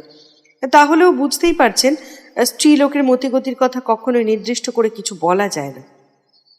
শুনেছি একজন আমেরিকান ভদ্রলোকের সঙ্গে ক্লডিয়ার বিয়ে হয়েছিল। ভদ্রলোকের নাম মিস্টার লয়েড। মিস্টার স্ট্যানফোর্ড লয়েডের নামে আমার স্ত্রী এক অর্থনৈতিক উপদেষ্টা ছিলেন। অবশ্য দুই লয়েড যে একই ব্যক্তি আমি সেই কথা বলছি না। লয়েড নাম দুনিয়ার অনেকেরই থাকা সম্ভব, আর তা যদি হয়ও আপনার উল্লিখিত দুই লয়েড একই ব্যক্তি, তাতেই বা কি এসে যায়? আমার একটা সন্দেহের কথা আপনাকে জানাচ্ছি। ওই দুর্ঘটনার দিন আমার মনে হচ্ছে যে মিস্টার স্ট্যানফোর্ড লয়েডকে বার্টিংটনের জর্জ হোটেলে লাঞ্চ খেতে দেখেছি। অথচ সেদিন তিনি আপনাদের ওখানে যাননি। না, তাছাড়া মিস্টার লয়েডের গাড়িতে সেদিন এক মহিলাকেও চোখে পড়েছিল। ক্লডিয়ার চেহারাটা অনেকটাই মিল আছে সেই মহিলার সঙ্গে। অবশ্য আমি দেখেছিলাম রাস্তার অপর ধার থেকে, আমার চোখের ভুলও হতে পারে। তবে আমাদের এই নতুন বাড়িটা যিনি তৈরি করেছেন তিনি ছিলেন ক্লডিয়ারই এক জ্ঞাতি ভাই। সার্জেন্ট কয়েক মুহূর্ত চিন্তা করলেন, পরে বললেন, আচ্ছা, আপনাদের বাড়িটার ওপরে ক্লডিয়ার বিশেষ আগ্রহ আছে, এমন কি কখনো মনে হয়েছে আপনার? না না না না, তা কেন? ক্লডিয়া তার দাদার তৈরি কোনো বাড়ি সুনজরে দেখে না। এরপর আরও দু চারটে কথা বলে আমি সার্জেন্টের কাছ থেকে বিদায় নিলাম। চলে আসার আগে বুড়ি লির সন্ধান পেলে আমাকে জানাতে অনুরোধ করে এলাম। থানা থেকে বেরিয়ে এসে দুইবার দেখা হয়ে গেল ক্লডিয়ার সঙ্গে, একেবারে মুখোমুখি। ক্লডিয়া সবে পোস্ট অফিস থেকে বাইরে এসে দাঁড়িয়েছে। সদ্য সদ্য আমি তার সম্পর্কেই সার্জেন্টের সঙ্গে কথা বলে এসেছি। তখনও পর্যন্ত চিন্তার রেশ মন থেকে মুছে যায়নি। এই অবস্থায় অভাবিতভাবে চোখের সামনে তাকে দেখতে পেয়ে হকচকিয়ে গেলাম। ক্লডিয়াও থমকে দাঁড়িয়ে পড়ল। তার চোখে মুখে কেমন বিব্রত, কুণ্ঠিত ভাব। ইলিয়ার ব্যাপারটা একেবারেই মন থেকে মেনে নিতে পারছি না মাইক।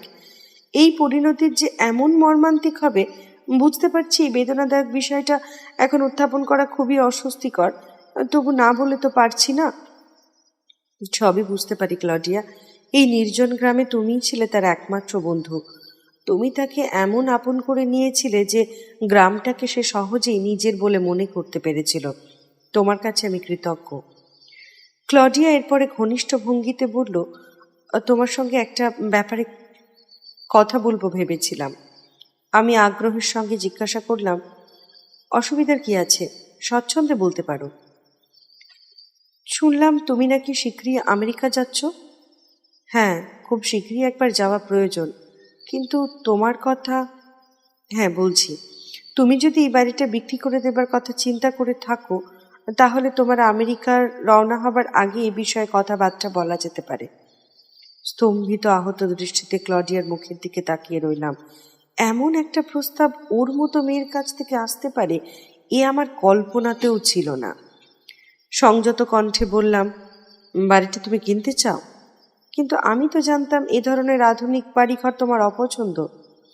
হ্যাঁ, কথাটা আমি বলেছিলাম বটে, কিন্তু দাদা রুডলফের মুখে শুনেছি ওটাই নাকি তার জীবনের সর্বশ্রেষ্ঠ কীর্তি। বাড়িটার জন্য যে অনেক অর্থের প্রয়োজন হবে তা আমি আন্দাজ করতে পারি। সব দিক ভাবনা চিন্তা করে কথাটা তোমাকে বললাম। ব্যাপারটা কেবল অস্বস্তিকর নয়, অস্বাভাবিকও মনে হলো আমার। ইতিপূর্বে অনেকবারই ক্লডিয়া আমাদের বাড়িতে গেছে। তার কথাবার্তা, হাবভাব কখনো প্রকাশ পায়নি বাড়িটার প্রতি তার কোনো বিশেষ আকর্ষণ আছে। তাছাড়া ক্লডিয়ার দাদা স্যান্টানিক্সের শিল্পী সত্তার প্রতি শ্রদ্ধাবশত বাড়িটার প্রতি সে যে আকর্ষণ বোধ করবে তেমনও নয়। স্যান্টনিক সম্পর্কে সে যেসব মন্তব্য করেছে তাতে তার প্রতি বিরূপ মনোভাবই বরাবর প্রকাশ পেয়েছে। কি জানি, হয়তো আমার ধারণা ভুল ছিল। আমি ধীরে ধীরে মাথা নেড়ে বললাম, আমি যে বাড়িটা বিক্রি করতে চাই এমন ধারণা তোমার হলো কি করে ক্লডিয়া? এই জায়গাটা এলিয়ার স্মৃতি বিজড়িত। এই জায়গা ছেড়ে আমি অন্য কোথাও যাব না। একটা গভীর দীর্ঘশ্বাস বেরিয়ে এলো বুক ঠেলে। পরে আবার বললাম, জিপসি একরকে আমরা দুজনেই ভালোবেসেছিলাম, এখানে বাস করব বলে এসেছিলাম। তার স্মৃতি বুকে আঁকড়ে আমি এখানেই পড়ে থাকতে চাই। জায়গাটা বিক্রি করার কথা যেন ভুলেও আমার মনে উদয় না হয়। ক্লডিয়া নীরবে আমার মুখের দিকে তাকিয়ে রইল। আমারও আর কোনো কথা বলার প্রবৃত্তি হলো না। কিন্তু হঠাৎ করে একটা কথা মনে পড়ে যাওয়ায় বাধ্য হয়েই আমাকে কথা বলার শক্তি সঞ্চয় করতে হলো। ধীরে ধীরে বললাম, কিছু যদি মনে না করো, একটা প্রশ্ন করব। নেহাতি ব্যক্তিগত প্রশ্ন, জবাব দেওয়া না দেওয়া তোমার ইচ্ছা। ক্লডিয়া গভীর ঔৎসুক্য নিয়ে আমার দিকে তাকালো। বললাম, তোমার সঙ্গে সেই আমেরিকান ভদ্রলোকের বিবাহ হয়েছিল, তার নাম কি স্ট্যানফোর্ড লয়েড? নির্বাক ক্লডিয়া কয়েক মুহূর্ত স্থির দৃষ্টিতে তাকিয়ে রইল। আমার প্রশ্নের উদ্দেশ্য আঁচ করবার চেষ্টা করলো সম্ভবত। পরে হঠাৎই বলল, হ্যাঁ, বলে মাথা নেড়ে ধীর পায়ে আমার সামনে থেকে সরে গেল। আমাকে দ্বিতীয় প্রশ্ন করার সুযোগ দিল না। আমাদের ধারণা ছিল ইলিয়ার আত্মীয় স্বজন সকলেই আমেরিকা ফিরে গেছে, কিন্তু পরে অবাক হয়ে জানলাম তারা প্রায় সকলেই বর্তমানে ইংল্যান্ডে উপস্থিত। মিসেস কোরা অবশ্য এমনিতেই সর্বক্ষণ চরকির মতো দুনিয়ার সর্বত্র ঘুরে বেড়াচ্ছে, তার কথা আলাদা। তবুও চমৎকৃত না হয়ে পারলাম না যখন শুনতে পেলাম ইলিয়ার মৃত্যুর দিন কোরা এই পাহাড়ি গ্রামের পাশেই ছিল। ঘটনার মাত্র 2 দিন আগে সে লন্ডনে এসে পৌঁছেছে। কোরার সঙ্গে একই প্লেনে স্ট্যানফোর্ড লয়েডও ব্যবসা সংক্রান্ত ব্যাপারে আমেরিকা থেকে লন্ডনে হাজির হয়েছে। এরা দুজনেই দুঃসংবাদটা জানতে পারে দৈনিক সংবাদপত্রের সান্ধ্য সংস্করণের খবর পড়ার পরে। যাই হোক, একটা বিরাট হইচই আর বিশৃঙ্খলার মধ্যে পড়ে যেতে হয়েছিল আমাকে। সাংবাদিকরা ঝাঁক বেঁধে এসে প্রশ্নের পর প্রশ্ন করছে, সাক্ষাৎকার চাইছে। ওদিকে বিভিন্ন স্থান থেকে অসংখ্য চিঠি আসছে, তার আসছে দর্শনার্থীর সংখ্যাও নগণ্য নয়। অবাক হলাম দেখে গ্রেটা একা হাতেই আশ্চর্য নিপুণতায় সব দিক সামাল দিচ্ছে। আমাকে খুব একটা বিব্রত হতে হয়নি। একটা বিশ্রী অবস্থার উদ্ভব হয়েছিল। ইলিয়াকে কোথায় সমাহিত করা হবে এই ব্যাপার নিয়ে। আমার ধারণা ছিল জিপসি করেই তার অন্তিম শয়নের ব্যবস্থা করা হবে, কেননা এই জায়গাটাকে ভালোবেসে আমরা দুজনেই এখানে বাস করতে এসেছিলাম। কিন্তু শেষ পর্যন্ত দেখা গেল ইলিয়ার আত্মীয় স্বজন ইলিয়ার মৃতদেহ আমেরিকায় নিয়ে যাবারই পক্ষপাতী। তার পূর্বপুরুষদের সেখানে সমাহিত করা হয়েছে, সেখানে তারও সমাধি রচনা করা হবে। আপত্তি করার বিশেষ কারণ ছিল না বলে আমি এ সম্পর্কে ভাবনা চিন্তার দায়িত্ব আত্মীয় স্বজনের উপরই ছেড়ে দিয়েছিলাম।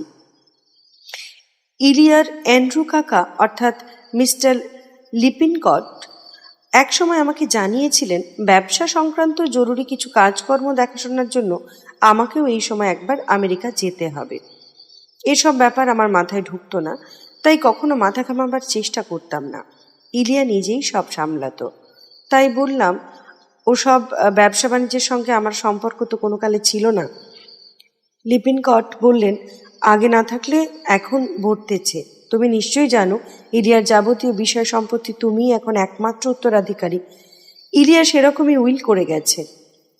এরকম কোনো উইল যে ইলিয়া করেছে তা আমি জানি না। লিপিনকট বললেন, হ্যাঁ, সে উইল করে গেছে। তোমাদের বিয়ের কিছুদিন পরেই পাকা বৈষয়িক মানুষের মতো সে একটা উইল করেছে। লন্ডনের আইনজীবীদের কাছে সে উইলটা জমা রাখা আছে। ইলিয়ার ইচ্ছা অনুসারে উইলের একটা কপি আমার কাছে পাঠিয়ে দেওয়া হয়েছিল। আমি লিপিনকটের মুখের দিকে তাকালাম। এই ঝানু আইনজ্ঞ লোকটিকে আমার ভীষণ ভয়। সব সময় সব কথার অর্থ বুঝে ওঠা যায় না। মুখ দেখে ভদ্রলোকের মনোভাব আঁচ করা দুঃসাধ্য। লিপিনকট সামান্য ইতস্তত করে বললেন, বর্তমান পরিস্থিতিতে তোমার একবার আমেরিকা যাওয়ার প্রয়োজন বলেই আমি মনে করি। বিষয় সম্পত্তি এখন তোমার, এসব দেখাশোনার দায় দায়িত্ব তুমি তোমার পছন্দ মতো সেখানকার কোনো আইনজ্ঞের হাতে তুলে দিয়ে আসতে পারো। তার কি প্রয়োজন? কারণ বিশাল সম্পত্তির দায় দায়িত্ব কিছু কম নয়। সব কিছু ঠিকভাবে তদারকি করতে হলে তোমাকে অভিজ্ঞ ব্যক্তিদের পরামর্শ মেনেই চলতে হবে। কিন্তু এসব তো আমি কিছুই বুঝি না, অকপটে স্বীকার করলাম আমি। সহানুভূতির সুরে লিপিনকট শান্তভাবে বললেন, তোমার অবস্থাটা আমি উপলব্ধি করতে পারছি। ইলিয়ার বর্তমানে যেমন ছিল এখনো তো আপনি সমস্ত কিছু তত্ত্বাবধান করতে পারেন। তা অবশ্য পারি, তাহলে অন্য কাউকে এর মধ্যে জড়াতে যাব কেন? বলছি এ কারণে যে ইলিয়ার পরিবারের আরো কয়েকজনের দায়িত্ব ইতিপূর্বেই আমাকে গ্রহণ করতে হয়েছে। তাদের স্বার্থ যাতে অক্ষুণ্ণ থাকে তা আমার দেখা কর্তব্য। অবশ্য তুমি যদি আমাকেই দায়িত্ব দিতে চাও, তাহলে তোমার স্বার্থ অক্ষুণ্ণ রাখার ব্যবস্থাও আমাকে যথাযথভাবেই করতে হবে। আমি লিপিনকটকে বারবার ধন্যবাদ জ্ঞাপন করে বললাম, আপনি সত্যিই দয়ালু। তাহলে তোমাকে কয়েকটা পরামর্শ আমার এক্ষুনি দেওয়া উচিত। আমি সবিনয়ে বললাম, বলুন। শৈশবদের ব্যাপারে খুবই সতর্ক থাকবে, বিশেষত ব্যবসা সংক্রান্ত কোনো নথিপত্রে ভালো করে খুঁটিয়ে না দেখে কোথাও কোনো সই করবে না। কিন্তু এসব বৈষয়িক নথিপত্র কি একবার দুবার পড়ে আমি বুঝতে পারবো? বুঝতে কোথাও অসুবিধা বোধ করলে সই করার আগে তোমার আইনকের পরামর্শ নেবে। আমি কৌতূহলের সঙ্গে জিজ্ঞাসা করলাম, বিশেষ কারোর সম্পর্কে সতর্ক করে দেবার উদ্দেশ্যেই কি আপনি আমাকে এই কথা বলছেন? তুমি যথেষ্ট বুদ্ধিমান বলেই আমি মনে করি আমার কথা বুঝতে পারবে। তোমার এই প্রশ্নের উত্তর দেওয়া আমার পক্ষে যুক্তিযুক্ত নয়। তবে এটুকু বলতে পারি, যেখানে অর্থকরীর প্রশ্ন জড়িত সেখানে কাউকে সম্পূর্ণ বিশ্বাস করা উচিত নয়। লিপিনকট নির্দিষ্ট কোনো ব্যক্তির নাম না করলেও তিনি যে বিশেষ কোনো ব্যক্তি সম্পর্কে আমাকে সতর্ক করে দিতে চাইছেন তা বুঝতে আমার কষ্ট হলো না। সেই ব্যক্তিটি কোরা কিংবা স্ট্যানফোর্ড কিংবা ইলিয়ার ফ্র্যাঙ্ক পিসেমশায় বিচিত্র নয়, আমি চিন্তা করলাম। সব দেখে শুনে আমার মনে হতে লাগলো আমি যেন চারপাশে সাপদ বেষ্টিত হয়ে পড়েছি। যে কোনো মুহূর্তে এরা আমার উপর ঝাঁপিয়ে পড়বার জন্য সুযোগের সন্ধানে রয়েছে। লিপিনকট আমার মনের কথাটাই যেন উচ্চারণ করলেন, এই পৃথিবীটা খুব ভালো জায়গা নয় মোটে। আমি জানতে চাইলাম, ইলিয়ার আকস্মিক মৃত্যুর ফলে আমি ছাড়া আর কেউ কি লাভবান হচ্ছে? লিপিনকট আমার দিকে তীক্ষ্ণ দৃষ্টিতে তাকিয়ে জিজ্ঞাসা করলো, হঠাৎ এ প্রশ্ন তোমার মনে উদয় হলো কেন বলো তো? বললাম, কোনো কারণ নেই, হঠাৎ জানতে ইচ্ছে হলো, তাই আপনাকে জিজ্ঞাসা করলাম। লিপিনকট কয়েক মুহূর্ত কি ভাবলেন, তারপর বললেন, ইলিয়া তার উইলে অনেককেই অনেক কিছু দিয়ে গেছে। মিস অ্যান্ডারসনের কথাও সে ভোলেনি। তবে তার সঙ্গে যে দেনা পাওনার ব্যাপারটা মিটিয়ে ফেলেছিল বেশ মোটা অঙ্কের চেকের মাধ্যমে, তা তুমি হয়তো জানো। হ্যাঁ, ইলিয়া নিজেই আমাকে বলেছে। ইলিয়ার নিকট আত্মীয় বলতে একমাত্র তুমিই নিশ্চয়ই। তুমি আমাকে কথা বলতে চাওনি? আমি কিছু বোঝাবার চেষ্টা করিনি, কিন্তু মিস্টার লিপিনকট, আপনি কিন্তু আমার মনটাকে সন্দেহপ্রবণ করে তুলেছেন। কাকে সন্দেহ করব, কেন সন্দেহ করব না, এসব কিছুই আমি বুঝতে পারছি না। সেটাই স্বাভাবিক। তবে কারোর মৃত্যু ঘটলে সেই মৃত্যুর কারণ সম্পর্কে একটা হিসেব নিকেশের প্রশ্ন অনিবার্যভাবেই উঠে আসে। ব্যাপারটা নিষ্পত্তি যে সঙ্গে সঙ্গে হয়ে যাবে এমন নয়, অনেক সময় দীর্ঘদিন ধরে তার জের চলতে থাকে। আপনি কি ইলিয়ার মৃত্যু সম্পর্কে ইঙ্গিত করতে চাইছেন? এ ব্যাপারেও কি কোনো অশান্তি সৃষ্টি হতে পারে বলে আশঙ্কা করছেন? না, তেমন কোনো আশঙ্কা আমি করছি না। তবে ইলিয়ার অকাল মৃত্যু বিষয়ে কারোর মনে প্রশ্ন জাগাটাও তো অস্বাভাবিক নয়। ইলিয়ার মৃত্যুতে কেউ না কেউ তো নিশ্চয়ই লাভবান হবে। এখন সে যদি খুবই সাধারণ কেউ হয় তাহলে তার দিকে সহজে কারোর নজর পড়বে না। সেক্ষেত্রে নিজের অপকর্মের চিহ্ন প্রমাণ খুব সহজেই সে লোপাট করে দেবার সুযোগ পাবে। একটু থেমে পরে বললেন, তুমি তোমার নিজের কথা এক্ষেত্রে প্রমাণ হিসেবে ধরতে পারো। তবে এ বিষয়ে আর কোনো রকম আলোচনা না করাই আমার পক্ষে বাঞ্ছনীয়। নিরপেক্ষতা রক্ষা করা আমার কর্তব্য। ইলিয়ার অন্ত্যেষ্টিক্রিয়া আয়োজন করা হয়েছিল খুবই সাধারণভাবে স্থানীয় একটা গির্জায়। আমার দূরে সরে থাকবার উপায় ছিল না। গির্জার বাইরে যারা সমবেত হয়েছিল তাদের অনেকেই অদ্ভুত দৃষ্টিতে মাঝে মাঝে আমার দিকে তাকিয়ে দেখছিল। গ্রেটাই আমাকে সারাক্ষণ আগলে রাখলো। তার ব্যবস্থাপনাতেই সমস্ত ব্যাপারটা সুষ্ঠুভাবে সম্পন্ন হলো। এখানকার সমস্ত কাজকর্মের মধ্যে দিয়ে গ্রেটাকে আমি নতুন করে আবিষ্কার করবার সুযোগ পেলাম। তার মতো করিতকর্মা মেয়ে খুব কমই আমার চোখে পড়েছে। বুঝতে পারছি এই কারণেই ইলিয়া তার উপর অমন নির্ভরশীল হয়ে পড়েছিল। গির্জায় উপস্থিত হয়েছিল আমাদের প্রতিবেশীদের প্রায় সকলকে আমি চিনি না, তবে একজনকে দেখে মুখটা খুব পরিচিত বলে মনে হলো, তবে কোথায় দেখেছি স্মরণে আনতে পারলাম না। এমন সময় ক্লান্ত অবসন্ন মনে বাড়ি ফিরে এলাম। একটু পরেই পরিচারক কার্নস এসে জানালো আমার সঙ্গে দেখা করবার জন্য কে একজন বৈঠকখানা ঘরে বসে আছে। খুবই বিরক্ত হলাম। বললাম, আজ কারোর সাথে দেখা করা সম্ভব নয়, জানিয়ে দাও। আর অচেনা কাউকে বাড়িতে ঢুকতে দেওয়া তোমার উচিত হয়নি। কার্নস সবিনয়ে জানালো ভদ্রলোক নাকি বলেছেন তিনি আমার আত্মীয়। একটা কার্ড আমার হাতে দিল। উইলিয়াম আর পার্ডো। নামটা কিছুতেই মনে করতে পারলাম না। এরকম নামের কাউকে চিনি বলেও তো মনে হলো না। অগত্যা কার্ডটা গ্রেটাকে দিলাম। গ্রেটা এক পলক দেখেই চিনতে পারল। বলল, হ্যাঁ, ভদ্রলোককে চিনি, ইলিয়ার জ্ঞাতি ভাই। ইলিয়া তাকে রুবেন কাকা বলে ডাকত। এতক্ষণে মনে পড়ল গির্জায় সমবেত লোকজনের মধ্যে কে একজনকে আমার চেনা চেনা মনে হয়েছিল।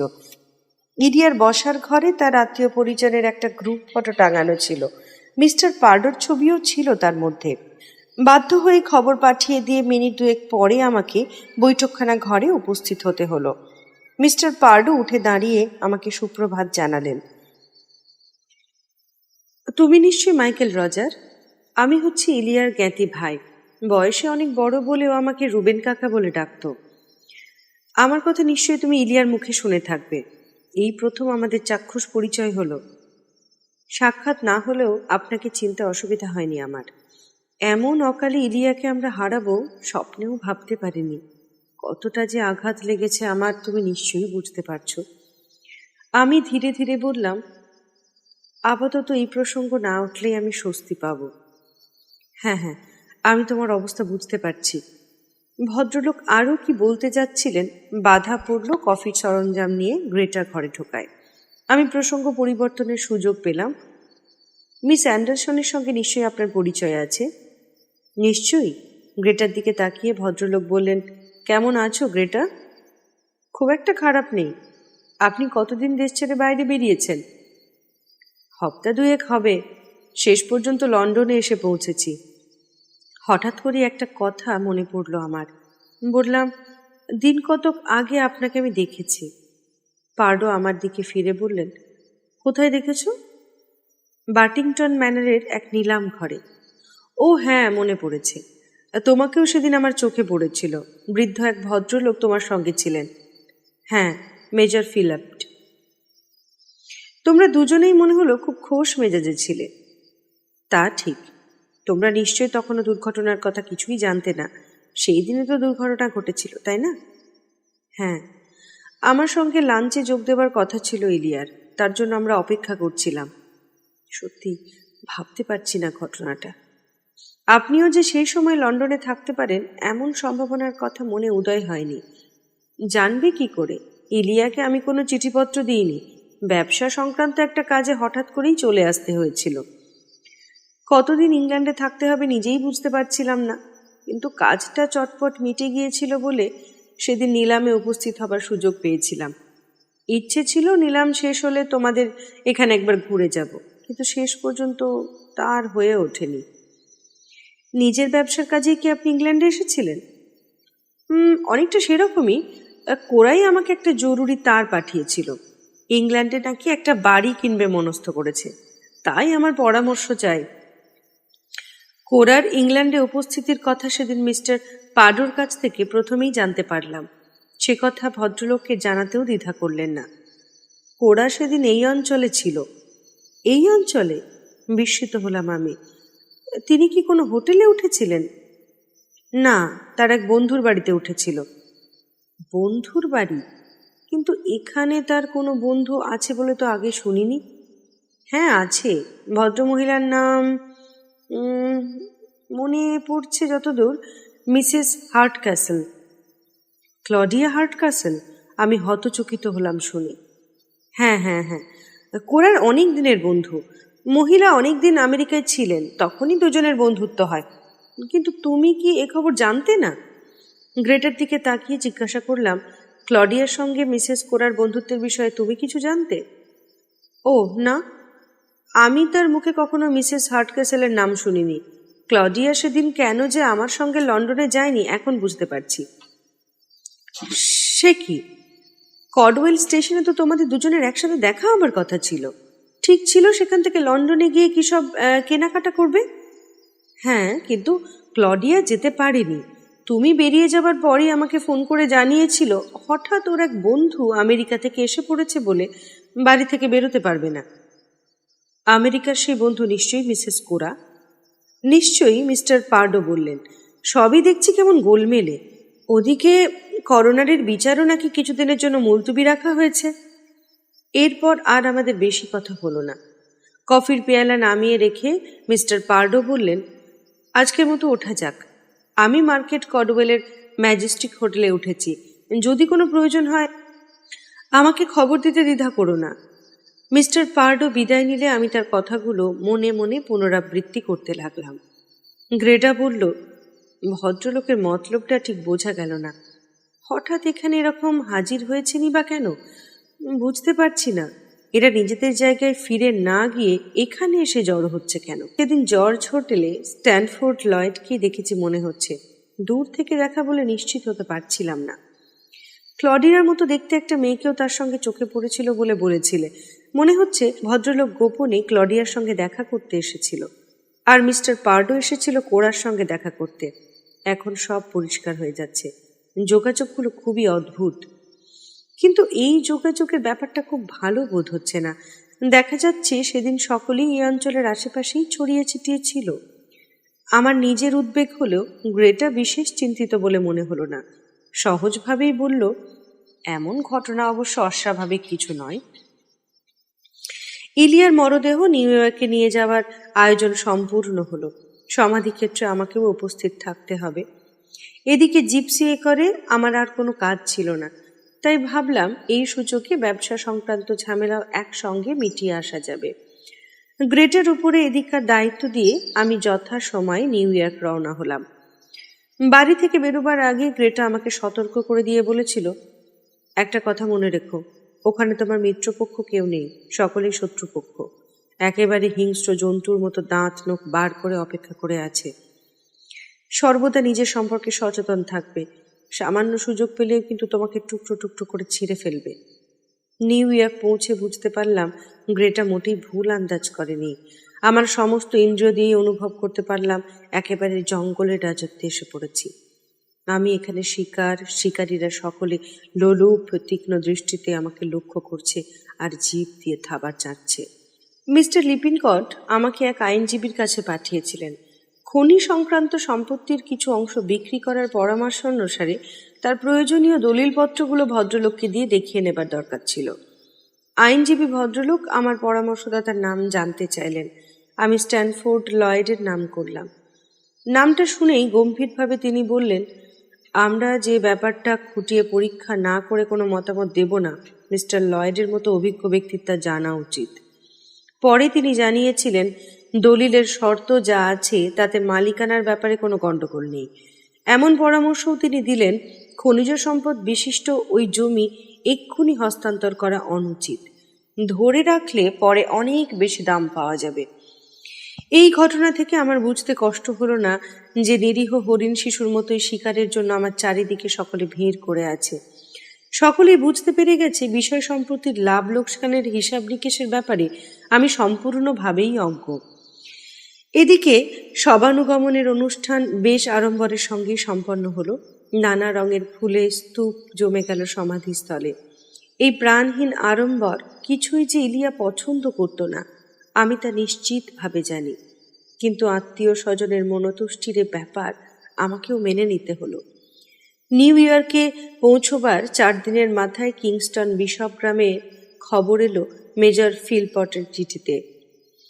পুলিশ অনেক অনুসন্ধানের পর জঙ্গলাকীর্ণ এক পাহাড়ি খাদের মধ্যে থেকে বুড়ি লির মৃতদেহ উদ্ধার করতে পেরেছে। বুড়ি ওখানে বেশ কয়েকদিন ধরে মরে পড়েছিল। বুড়িলির ঘর অনুসন্ধান করে এক গোপন জায়গা থেকে 300 পাউন্ডের নোটও উদ্ধার হয়েছে। চিঠির শেষে তিনি আরও একটা খবর জানিয়েছেন। লিখেছেন, তুমি দুঃখ পাবে জেনেও লিখতে হচ্ছে, গতকাল ক্লডিয়া হার্টক্যাসল এক আকস্মিক দুর্ঘটনায় মারা গেছে। এক্ষেত্রে ঘোড়া থেকে পড়ে গিয়েই দুঃখজনক দুর্ঘটনা ঘটেছে। 2 সপ্তাহের মধ্যে পরপর দুজনের একইভাবে আকস্মিক মৃত্যু ঘটল ঘোড়া থেকে পড়ে গিয়ে। এমন সংবাদের পর স্বাভাবিকভাবে প্রশ্ন দেখা দেয়, এসব কি নিতান্তই আকস্মিক না অন্য কিছু? রাতারাতি আমি ফকির থেকে বাদশা বনে গেছি।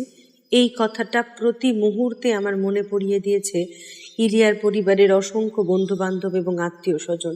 সারাক্ষণই আমার মনে হতো এদের মধ্যে আমি কোনো ভিন গ্রহের আগন্তুক। চলাফেরায়, কথা বলায় এক চুল অসতর্ক হবার উপায় নেই। কতদিন ছিলাম এখন আর মনে করতে পারি না, তবে হাঁপিয়ে উঠেছিলাম যে তাতে সন্দেহ নেই। যার সুবাদে আমার এখানে আসা সেই ইলিয়া, একান্ত আমার ইলিয়া আর নেই, কিন্তু তার স্মৃতি এখনো তরতাজা রয়েছে জিপসি করে।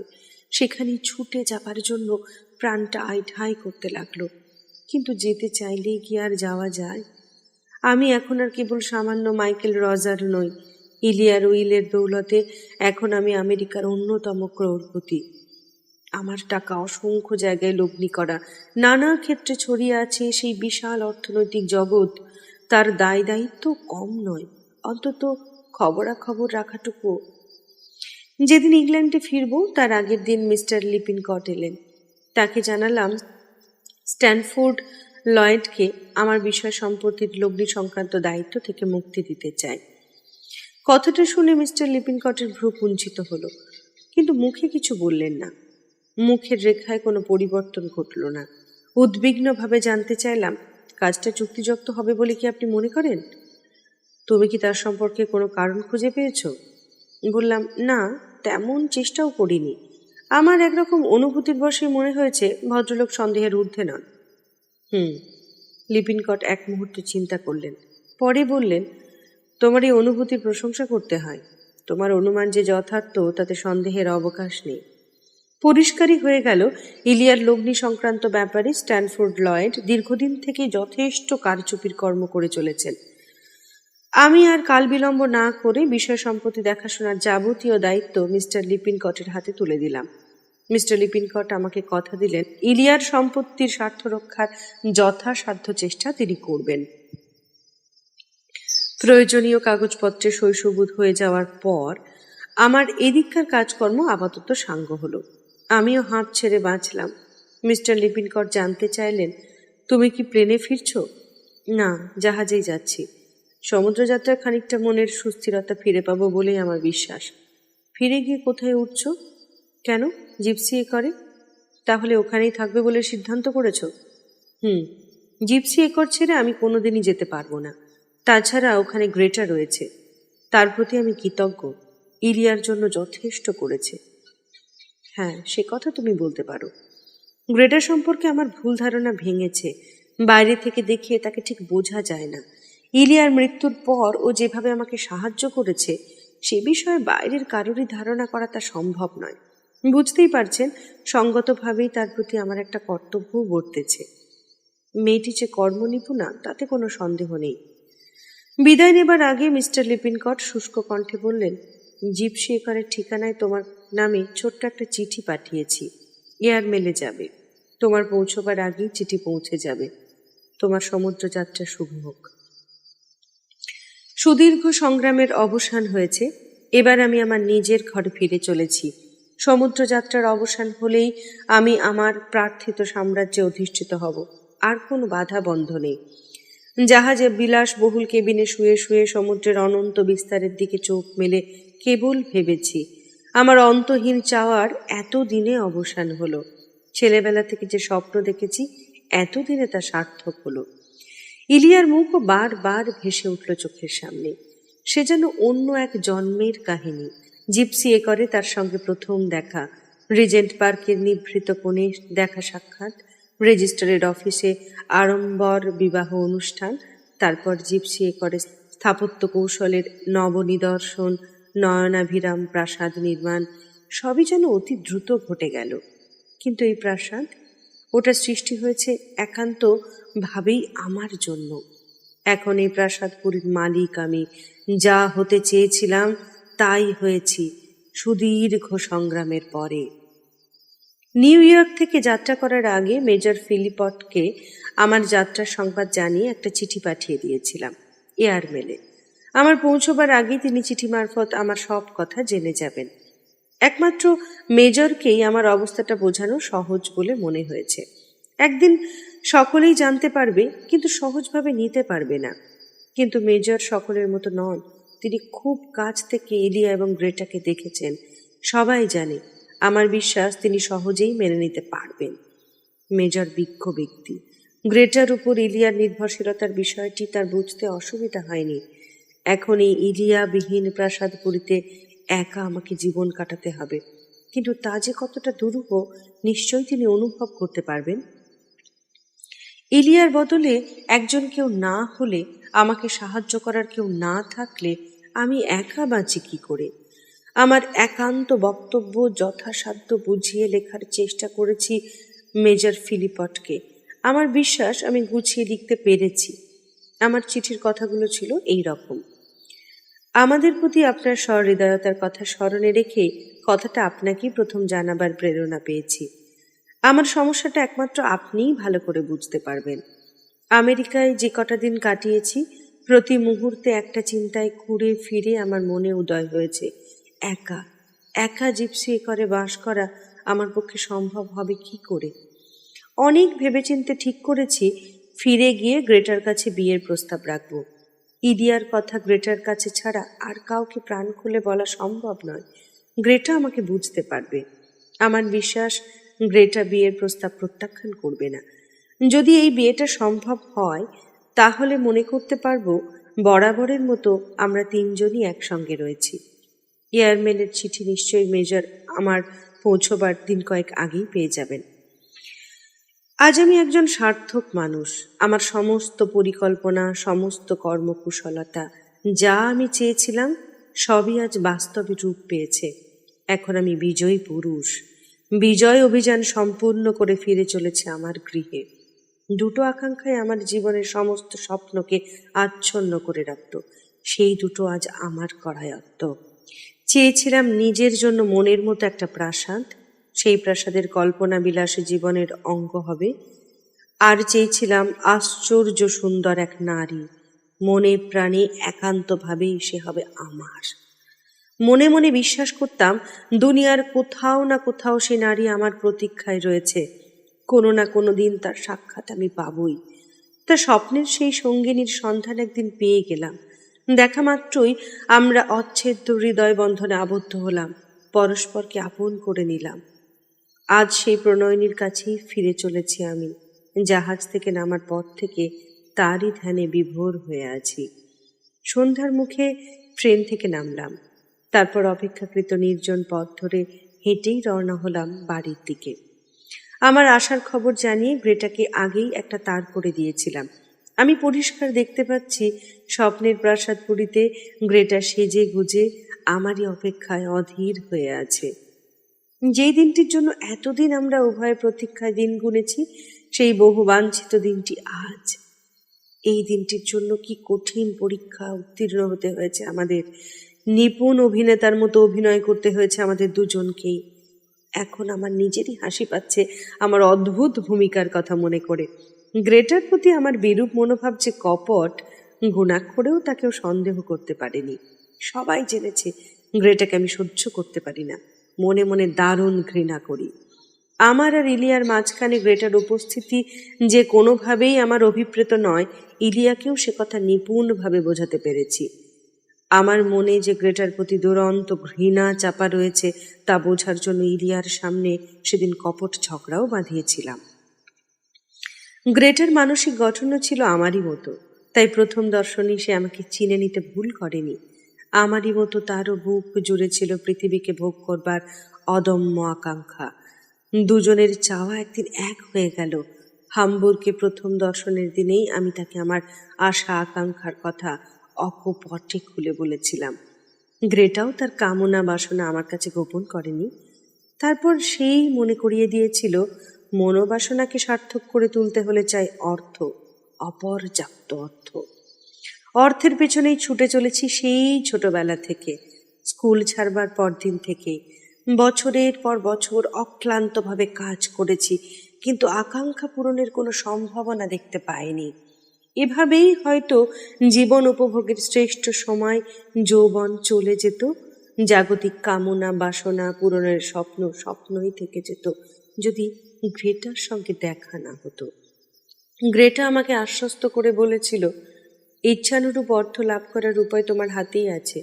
মেয়েদের মন কারবার মতো সম্পদ যার থাকে, তার কি অর্থের অভাব হতে পারে? তুমি দেখছি নিজেকেই নিজে চেনো না।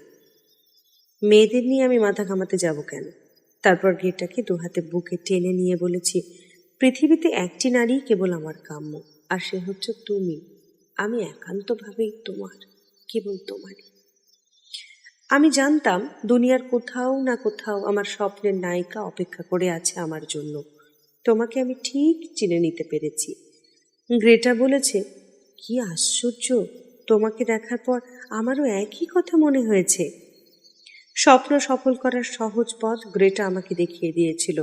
বলেছিল, অঢেল বিষয় সম্পত্তি রয়েছে এমন কোনো ধনী মহিলাকে বিয়ে করতে হবে। তেমন বিত্তবান মেয়ে পাবো কোথায় আমি? গ্রেটা হেসে বলেছিল, যদি চাও তেমন একজনের সঙ্গে তোমার আলাপ করিয়ে দিতে পারি। কিন্তু তাতে কতটা লাভ হবে? ধনবতী মহিলাদের স্বামী হওয়াটা কিছুমাত্র সুখের বলে তো মনে হয় না আমার। সারা জীবন পরমুখাপেক্ষী হয়ে জীবন কাটানো সহ্য হবে না আমার। বরাবর থাকতে যাবে কেন? মতলব হাসিল করতে হলে কিছুদিনের জন্য তো থাকতেই হবে। স্ত্রী তো একদিন মারা যেতে পারে, কেউ তো আর চিরজীবী হয়ে পৃথিবীতে জন্মায় না। এতটা আমি ভাবতে পারিনি। স্তম্ভিত হয়ে গ্রেটার মুখের দিকে তাকিয়েছিলাম। ঠোঁটের কোণে হাসি রেখা টেনে গ্রেটা বলল, কথাটা শুনে বুঝি তুমি খুব বিচলিত হয়ে পড়লে মনে হচ্ছে। বিচলিত ঠিক না, তবে আমি জানতাম তুমি বিচলিত হবে না, এবং অবিচলিত থেকেই তোমার কাজ করে যেতে হবে। একজন আমেরিকান ক্রোড়পতি যুবতীর দেখাশোনা আমি করি, তার সঙ্গে তোমার আলাপ করিয়ে দেব। তোমার কোনো অসুবিধা হবে না, তার উপর আমার কিছুটা প্রভাব রয়েছে। বড় বড় ধনীর দুলাল থাকতে আমাকে সে পছন্দ করতে যাবে কেন? তাকে বিয়ে করার যোগ্যতাও সেই সব ধনী পুত্রের আমার চাইতে অনেক বেশি। তা ঠিক, তবে তোমার মধ্যে যা আছে তা অনেক পুরুষের মধ্যেই থাকে না। তোমাকে দেখে মেয়েরা সহজেই আকৃষ্ট হবে, একজন মেয়ে হিসাবে আমার তাই ধারণা। গ্রেটার মুখে স্তুতি শুনে আমি আত্মপ্রসাদের হাসি হাসলাম। তাছাড়া সেই মেয়ে অন্য 10টা মেয়ের মতো নয়। সারাক্ষণ তাকে অদ্ভুত এক গণ্ডিবদ্ধ জীবনের মধ্যে আবদ্ধ থাকতে হয়। বিশেষভাবে বাছাই করে ধনকুবরের যুবকদের সঙ্গে কেবল তাকে মিশতে দেওয়া হয়। তোমার মতো পুরুষ দেখার সুযোগ সে কখনোই পায়নি। তার প্রকৃতি কিছুটা অন্যরকম। আড়ম্বরপূর্ণ কৃত্রিম জীবন সে একদম বরদাস্ত করতে পারে না। সে চায় স্বাভাবিকভাবে অন্য 5 জনের সঙ্গে মিশতে, পরিচিত গণ্ডির বাইরের জগৎটাকে জানতে। তোমাকে যা করতে হবে তা হলো নিপুণ প্রেমের অভিনয়। তাকে বিশ্বাস করাতে হবে যে প্রথম দর্শনেই তুমি তার প্রেমে ডুবেছ। তোমার এই অভিনয়ই তাকে আকৃষ্ট করবে। সে বাইরের জগতের মুক্ত হাওয়ার স্বাদ নিতে চাইবে। এর ফলে গণ্ডিবদ্ধ জীবনে অভ্যস্ত মেয়েটি তার মানসিক ভারসাম্য হারিয়ে ফেলবে। কেননা ইতিপূর্বে কোনো পুরুষের কাছ থেকে সে ঘনিষ্ঠ প্রেমের আহ্বান পায়নি। তুমিই হবে তার জীবনের প্রথম পুরুষ। কি পারবে না? গ্রেটার তুলনা হয় না। নিখুঁত পরিকল্পনাটি সে আমার মাথায় নিপুণভাবে ঢুকিয়ে দিল। আমি দ্বিধা ঝেড়ে ফেলে বললাম, একবার চেষ্টা করে দেখা যেতে পারে, কিন্তু তার আত্মীয় স্বজন কি ব্যাপারটা মেনে নেবে? গ্রেটা দৃঢ় কণ্ঠে জানালো, তেমন সুযোগই তারা পাবে না। বিয়ের আগে পর্যন্ত তাদের এ ব্যাপারে কোনো কিছুই জানতে দেওয়া যাবে না। বিয়েটা সারতে হবে গোপনে, তারপর সকলে জানতে পারবে। এরপর পরিকল্পনাটা নিয়ে দুজনে অনেক সময় ধরে আলোচনা করলাম। তারপর কিভাবে এগোতে হবে সেই সিদ্ধান্ত স্থির করে ফেললাম। গ্রেটা ছুটিতে এসেছিল। সে আবার যথাসময়ে আমেরিকা ফিরে গেল, তবে চিঠিপত্রে আমার সঙ্গে যোগাযোগ বজায় রাখল। ইতিমধ্যে আমিও ফিরে গেলাম আমার জীবন রুজি রোজগারের ধান্দায়। একসময় ঘুরতে ঘুরতে জিপসি করে উপস্থিত হয়েছিলাম। জায়গাটা খুবই পছন্দ হয়ে গেল। গ্রেটাকে চিঠিতে সে কথা জানালাম।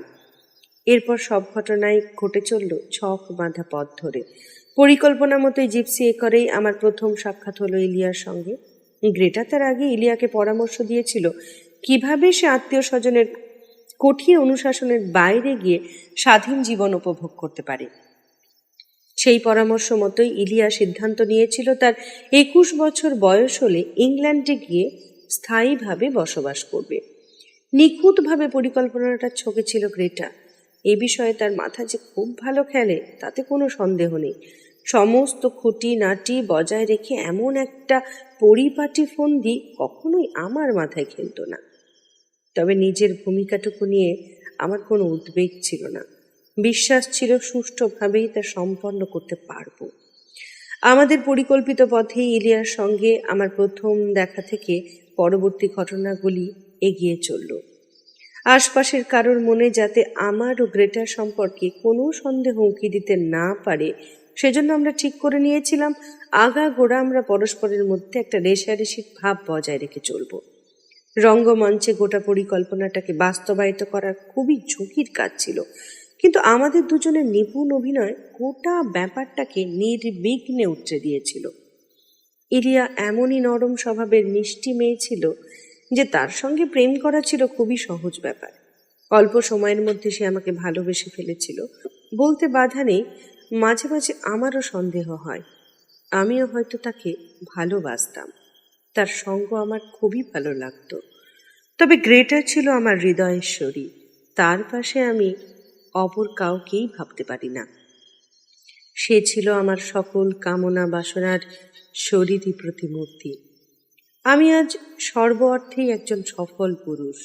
মনের মতো নারী, মনের মতো বাড়ি এবং অগাধ বিত্ত সম্পদ আমার করায়ত্ত। ইলিয়ার এক উইলের দৌলতে আমি এখন আমেরিকার ক্রোড়পতিদের একজন। এই সব কিছু এসেছে খুব সোজা পথে নয়, কেবল ছলচাতুরি নয়, খুনও আমাকে করতে হয়েছে। তবে আজ আমি সাফল্যের চূড়ায় নিজেকে প্রতিষ্ঠিত করতে পেরেছি। আমেরিকা থেকে ফিরে সেদিন সন্ধ্যায় এমনি অনেক কথাই আমার মনে উদয় হয়েছিল। সবচেয়ে স্বস্তির বিষয় এটাই ছিল আমাদের দুজনের, গ্রেটার এবং আমার, সত্যিকার পরিচয় বা উদ্দেশ্য বাইরের কেউ বিন্দু মাত্র আঁচ করতে পারেনি। আমার বিরুদ্ধে অভিযোগ দাঁড় করাবার মতো কোনো প্রমাণ কেউ কখনো খুঁজে পাবে না। এতদিন কিছুটা উদ্বেগ আশঙ্কা যদিও বা মনে ছিল, আজ আর তার লেশ মাত্র নাই। বিপদের সব রকম সম্ভাবনাই আজ মুছে গেছে। এখন আমি আমার চির আকাঙ্ক্ষিত নারীকে বিবাহ করে নিঃশঙ্ক মনে স্বপ্নপুরীর অধিপতি হয়ে ভোগ বিলাসের জীবনে ভেসে পড়ব। আমাদের জয় নিঃশেষে উপভোগ করব। বাড়ির গেটের সামনে আলো জ্বলছিল। সদরে চাবি ছিল না। জুতোর শব্দে বেশ জানান দিয়েই ঘরে ঢুকলাম। লাইব্রেরি ঘর পার হয়ে দেখতে পেলাম পাশের ঘরে জানলার ধারে পরী সেজে দাঁড়িয়ে আছে গ্রেটা। আমার জন্যই সাগ্রহে অপেক্ষা করছিল। তার সেই আগুন জ্বলা রূপ বুকের ভেতরে ঝড় তুলল। কতদিন তার নীল পদ্মের মতো আয়ত ঠোঁটে ঠোঁট ছোঁয়াতে পারিনি। পেলব দেহবল্লীর সুবিন্যস্ত ভাঁজ চড়াই উতরায় পেষণ সুখে আমাকে আবিষ্ট করেনি। উন্মত্তের মতো ছুটে গিয়ে গ্রেটাকে জড়িয়ে ধরলাম। একটা ঝড় যেন দুজনকে উড়িয়ে নিয়ে এসে ফেলল খাটের উপরে। অনেকক্ষণ পর দুজনে শান্ত হলাম। পরিতৃপ্তির আবেশ কেটে গেলে একটা চেয়ার টেনে বসলাম। গ্রেটা কিছু চিঠি আমার দিকে এগিয়ে দিল। মিস্টার লিপিনকটের খামটাই আগে বেছে নিলাম। ভদ্রলোক আমার উপস্থিতিতেই চিঠিটা পাঠিয়েছিলেন। কি এমন কথা থাকতে পারে যা তিনি মুখে না জানিয়ে চিঠিতে লিখতে বাধ্য হলেন? গ্রেটা বলল, আমরা আজ বিজয়ী, সার্থক। বাইরের কোনো প্রাণী কিচ্ছু জানতে পারেনি। দুজনেই উচ্ছ্বসিত কণ্ঠে হেসে উঠলাম। দুজনেই চুম্বন বিনিময় করলাম। গ্রেটা জানতে চাইল, মাইক, এই বাড়িতেই কি আমরা বসবাস করব? অবশ্যই। সারা জীবন যে বাড়ির স্বপ্ন দেখেছি সেখানে বাস করবারই তো ইচ্ছে আমার। কেন, তুমি কি বলছো? আমার ইচ্ছে? এখন তো ইচ্ছে মতো খরচ করবার মতো অর্থের অভাব নেই আমার। পৃথিবীটা মনের সুখে ঘুরে দেখব, খুশি মতো কেনাকাটা করব, পাহাড় জঙ্গল মরুভূমি কোথাও বাদ দেব না। তবে সবসময়ই আবার এখানেই ফিরে আসব। গ্রেটা মাথা নেড়ে সায় জানালো। কিন্তু ওর চোখের দিকে তাকিয়ে হঠাৎ বুকের মধ্যে যেন একটা অস্বস্তি মোচড় দিয়ে উঠল। এই রাজকীয় প্রাসাদ, অগাধ বৃত্ত, তাতেও সন্তুষ্ট নয় গ্রেটা, আরো কিছু পেতে চায় সে। কিন্তু কিন্তু তার চাওয়ার কি এখানেই নিবৃত্তি হবে? কিন্তু মানুষের চাওয়ার তো শেষ হয় না। গ্রেটার চাওয়াও যে দিন দিন বেড়ে চলবে। প্রচন্ড ক্রোধে মাথার ভেতরে যেন আগুন জ্বলে উঠল। তীব্র আক্রোশে হাত পা কাঁপতে শুরু করলো। জোর করে মনটাকে অন্যদিকে নেবার চেষ্টা করলাম। এমন কেন হলো হঠাৎ? লিপিনকটের চিঠিটা টেনে নিলাম। খামের ভেতর থেকে বেরোলো পুরনো খবরের কাগজ থেকে কেটে নেওয়া একটা ছবি। ছবিটা কিছুটা অস্পষ্ট হয়ে গেলেও বুঝতে অসুবিধা হলো না। হামবুর্গের একটা কর্মব্যস্ত পথের দৃশ্য। ক্যামেরাম্যানের সামনেই ছিল কয়েকজন নরনারী। মুখোমুখি এগিয়ে আসছে তারা। প্রথম দুজনকে চিনতে আমার কষ্ট হলো না।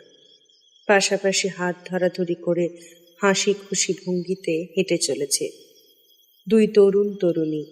তাদের একজন গ্রেটা, দ্বিতীয়জন স্বয়ং আমি। সমস্ত শরীর যেন মুহূর্তে নিথর হয়ে গেল। মিস্টার লিপিনকট তাহলে আমাদের চিনতে পেরেছেন। গ্রেটা আর আমি দুজনেই যে পূর্ব পরিচিত, এ তথ্য তার অজানা ছিল না। কেউ নিশ্চয় গ্রেটাকে আগে চিনতে পেরেছিল এবং লিপিনকটকে কাগজের কাটিংটা পাঠিয়ে দিয়েছে। হয়তো এর পেছনে কোনো অভিসন্ধি ছিল না, কিন্তু চিঠিটা হাতে পেয়ে লিপিনকট আমাদের দুজনকে গোড়া থেকেই শনাক্ত করতে পেরেছিলেন।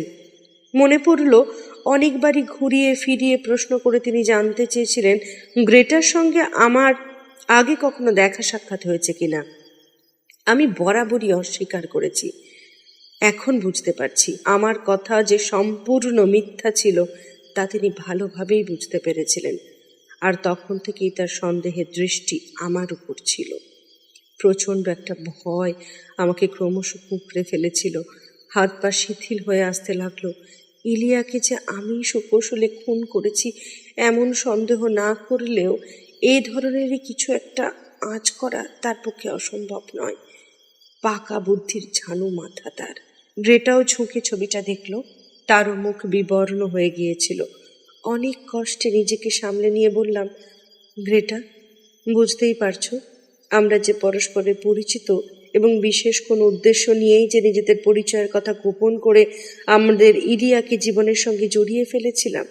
প্রথম দিন থেকেই ওই ধূর্ত শেয়ালটা জানতে পেরেছিল, কিন্তু আসল উদ্দেশ্যটা ধরতে পারেনি। আমি যদি এখন তোমাকে বিয়ে করি তাহলে তো তার কাছে আর কিছুই অস্পষ্ট থাকবে না। গ্রেটা বলল, মাইক, তুমি একটা ভীরু খরগোশের মতো হয়ে যাচ্ছ কেন? তোমার সাহসের জন্য আমি তোমাকে পছন্দ করি, কিন্তু এখন তুমি নিজের ছায়া দেখিয়ে যেন ভয় পাচ্ছ। আমি বিড়বিড় করে বললাম, এসব কথার আর সময় নেই গ্রেটা। সামনে অসীম অন্ধকার, রাত, অন্তহীন গভীর কালো রাত। পাগলের মতো বকবক করো না। তুমি কি কাপুরুষ হয়ে পড়েছ? ভয়ে ভেঙে পড়ছ? গ্রেটা, অভিশপ্ত জিপসিয়েকরের অভিশাপ থেকে আমরাও মুক্ত থাকতে পারিনি। সত্যিই জায়গাটা অভিশপ্ত। এসব কুসংস্কার তুমি বিশ্বাস করো মাইক? আমার ভেতরে কিছুক্ষণ আগের দুরন্ত ক্রোধটা আবার জেগে উঠল। একটা বিদ্বেষ, জিঘাংসা। প্রচণ্ড ঘৃণার দৃষ্টি নিয়ে ঘুরে তাকালাম গ্রেটার মুখের দিকে। আর ধৈর্য রক্ষা করা সম্ভব হলো না। কেউ যেন আমাকে জোর করে টেনে তুলল চেয়ার থেকে। ঘনিষ্ঠভাবে জড়িয়ে ধরলাম গ্রেটাকে। দুহাতে তার কণ্ঠনালী চেপে ধরলাম সজোরে। তারপর